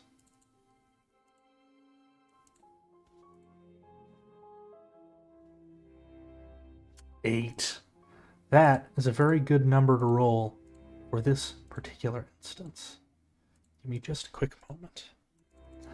As it explodes, I just need to double check how some of these things work. Perfect. All right. Give me just a moment. As the flame sort of flies up after this explosion, gonna have to roll a couple of saving throws, wouldn't you know? kind of name is that? Don't worry about The it. Venture Pygmy. I'm pretty sure Derek explained what they were. Yeah, Oh, that's the right. You mold actually named them guys. veggie pygmies, and I didn't want to say it. That's what they're called in the book. Sadly, it's not a name I came up with. I spent some time trying to think of a new name, and then I couldn't, and I'm like, fuck it. We'll just go Goddamn with Wizards this. of the Coast. Yeah. It's that massive explosion lights up. Fire rises up the little hole y'all are looking down into. After this quite lovely explosion, there is a bit of quiet. So you can't really see any of the figures there anymore. It's just plant matter and a fiery blast. And a couple of vines have a little bit of cinders sticking to them, but the vines don't seem to burn particularly well. And in the arousing silence that happens after that, you hear the howl of a wolf. And we're going to go ahead and end today's session there. No. Yes, as the howl echoes up the tube and into all of y'all's ears. But we're going to do some wonderful stars and wishes. And for the very first time, I'll do my stars and wishes last. So we're going to start off with you, Miguel. Do you have any stars or wishes for us today? Stars, definitely the role playing again happening in character and in the chat. Hell yeah. Shout out to Corey. And then some wishes. Can't think of any at the moment. No, No, that's I can't think of okay. any. No worries there. Yeah. We'll then go up one. And Jennifer, do you have any stars or wishes for today?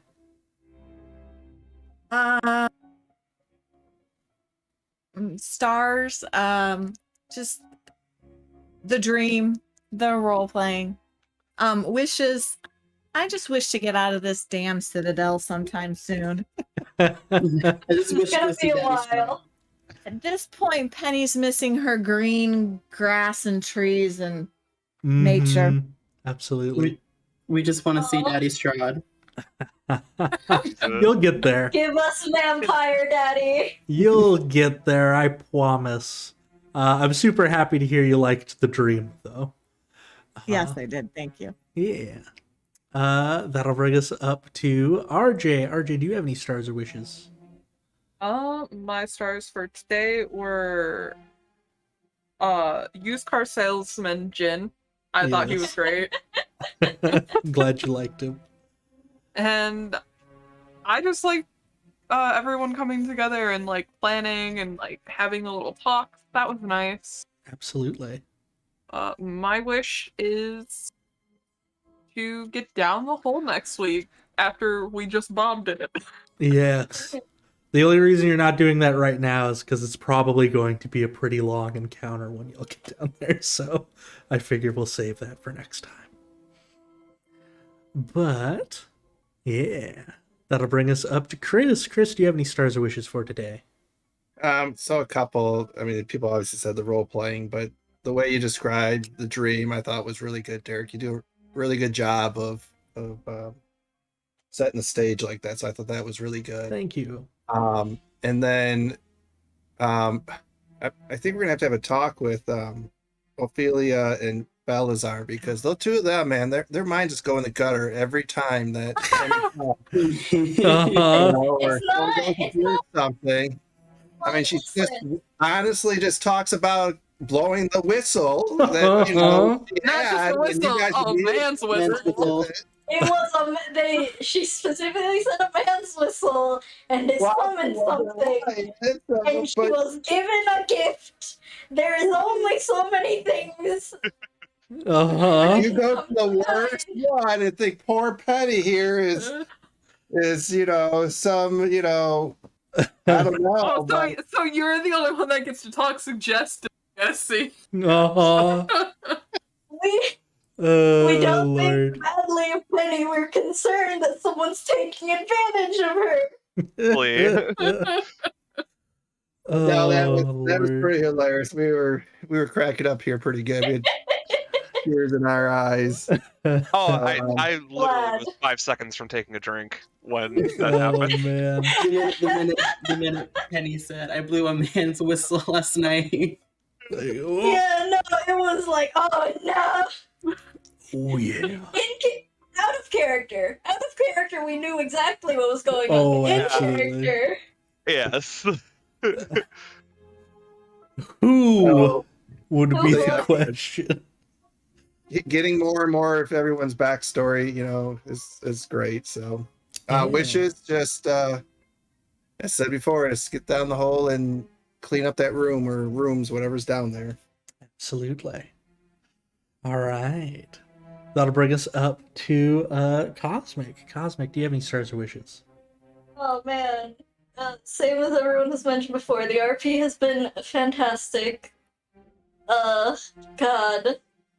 I'm only disappointed that I didn't have Balthazar check over the poor lad.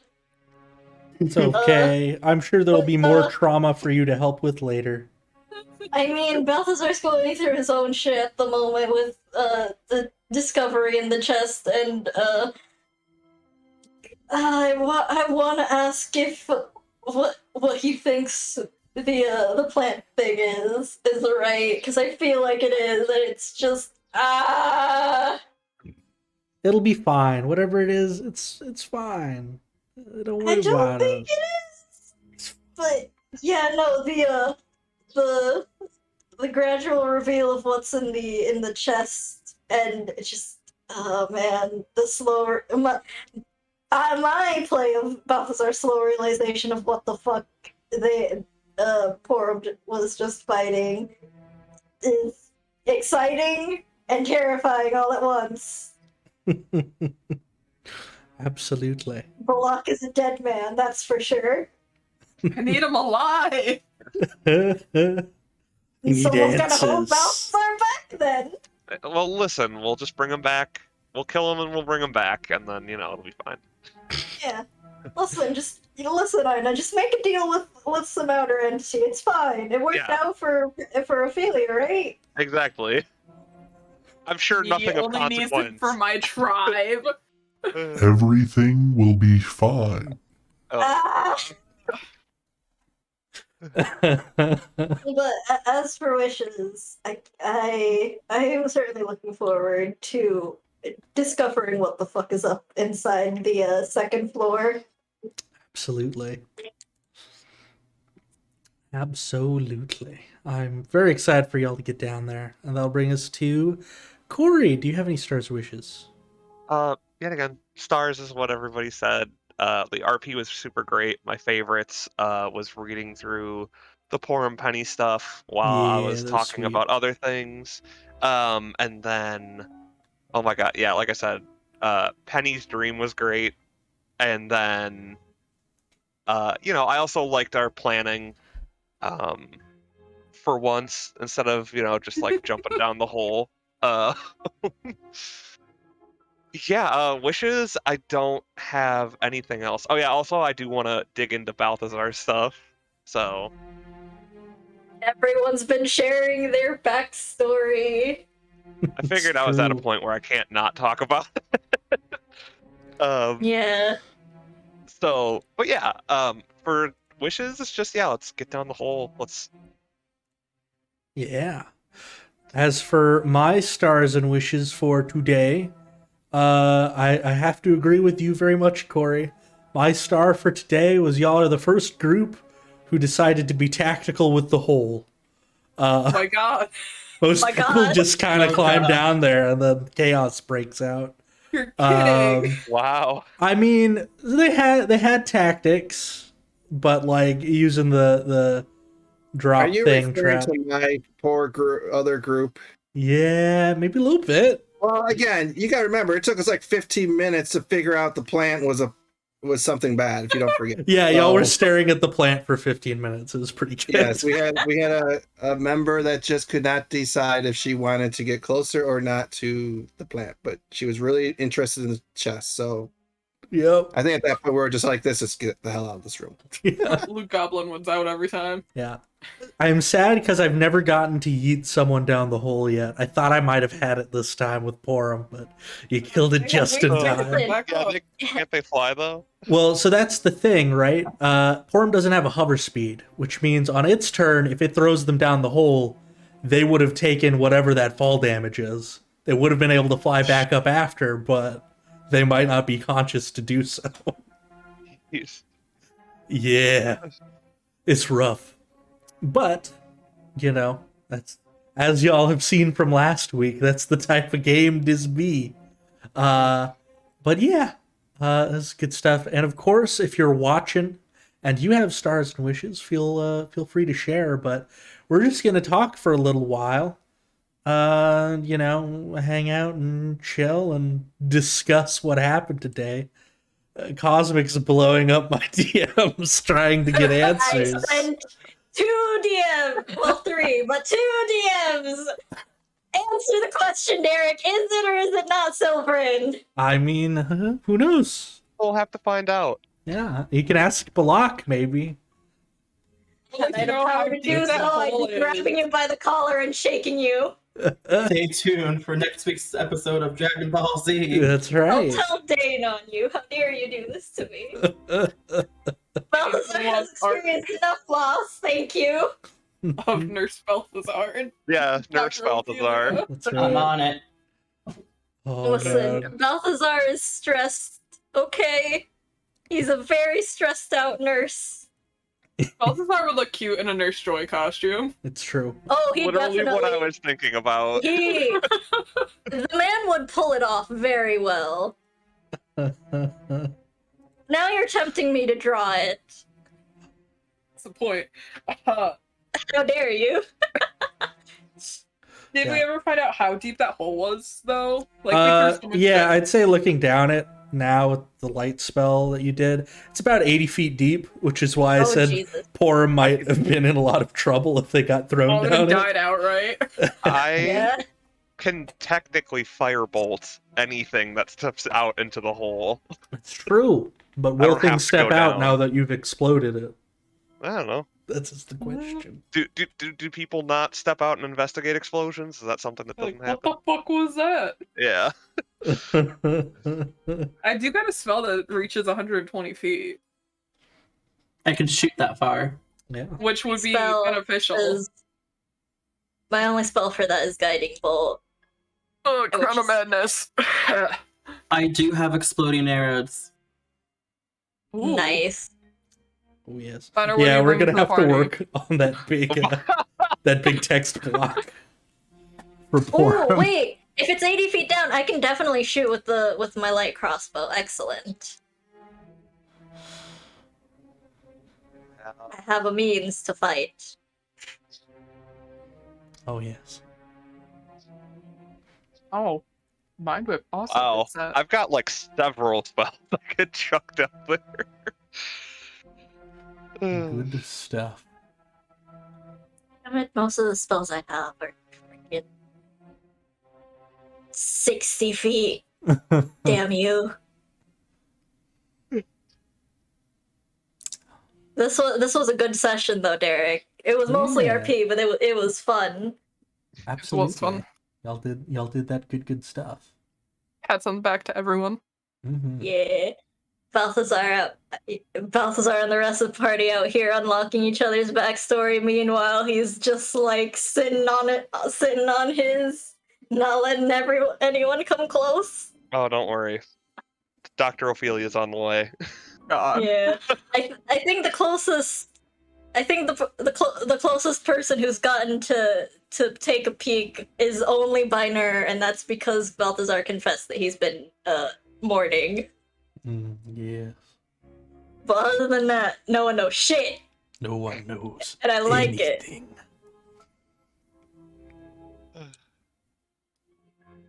Man, the inherent desire to keep backstory secret, and the craving to just spill everything. Oh, We're about to go in a secret tunnel, so The secret tunnel through the cavern. Secret tunnel. Yeah. All right. Well, I'm not getting too many more reactions from the stream, so I'm probably gonna start wrapping it up. But thank y'all for watching, and thank you, my players, for showing us some cool content today, talking about cool backstories, letting me be a weird Jin car salesman. It's good stuff. Yes, greasy snake oil car salesman. He just wants to teach you some cool techniques because you blew on his whistle. Yeah. That's all. Oh my god, I also love that part. I have stuff to show you, but I'm not going to show you now. Later. Yeah. Yes, no, I got a secret gift from this weird, from something that I blew the whistle of at Balthazar Ophelia, just immediately, like, concerned parents. It's fine. I feel like this is the humanoid equivalent of a pet owner looking towards their pet. It is just like, what is in your mouth? And the pet's running away. what do you have? A knife! Oh. Wind knife. Alright, I'm going in the stream. See y'all fellas.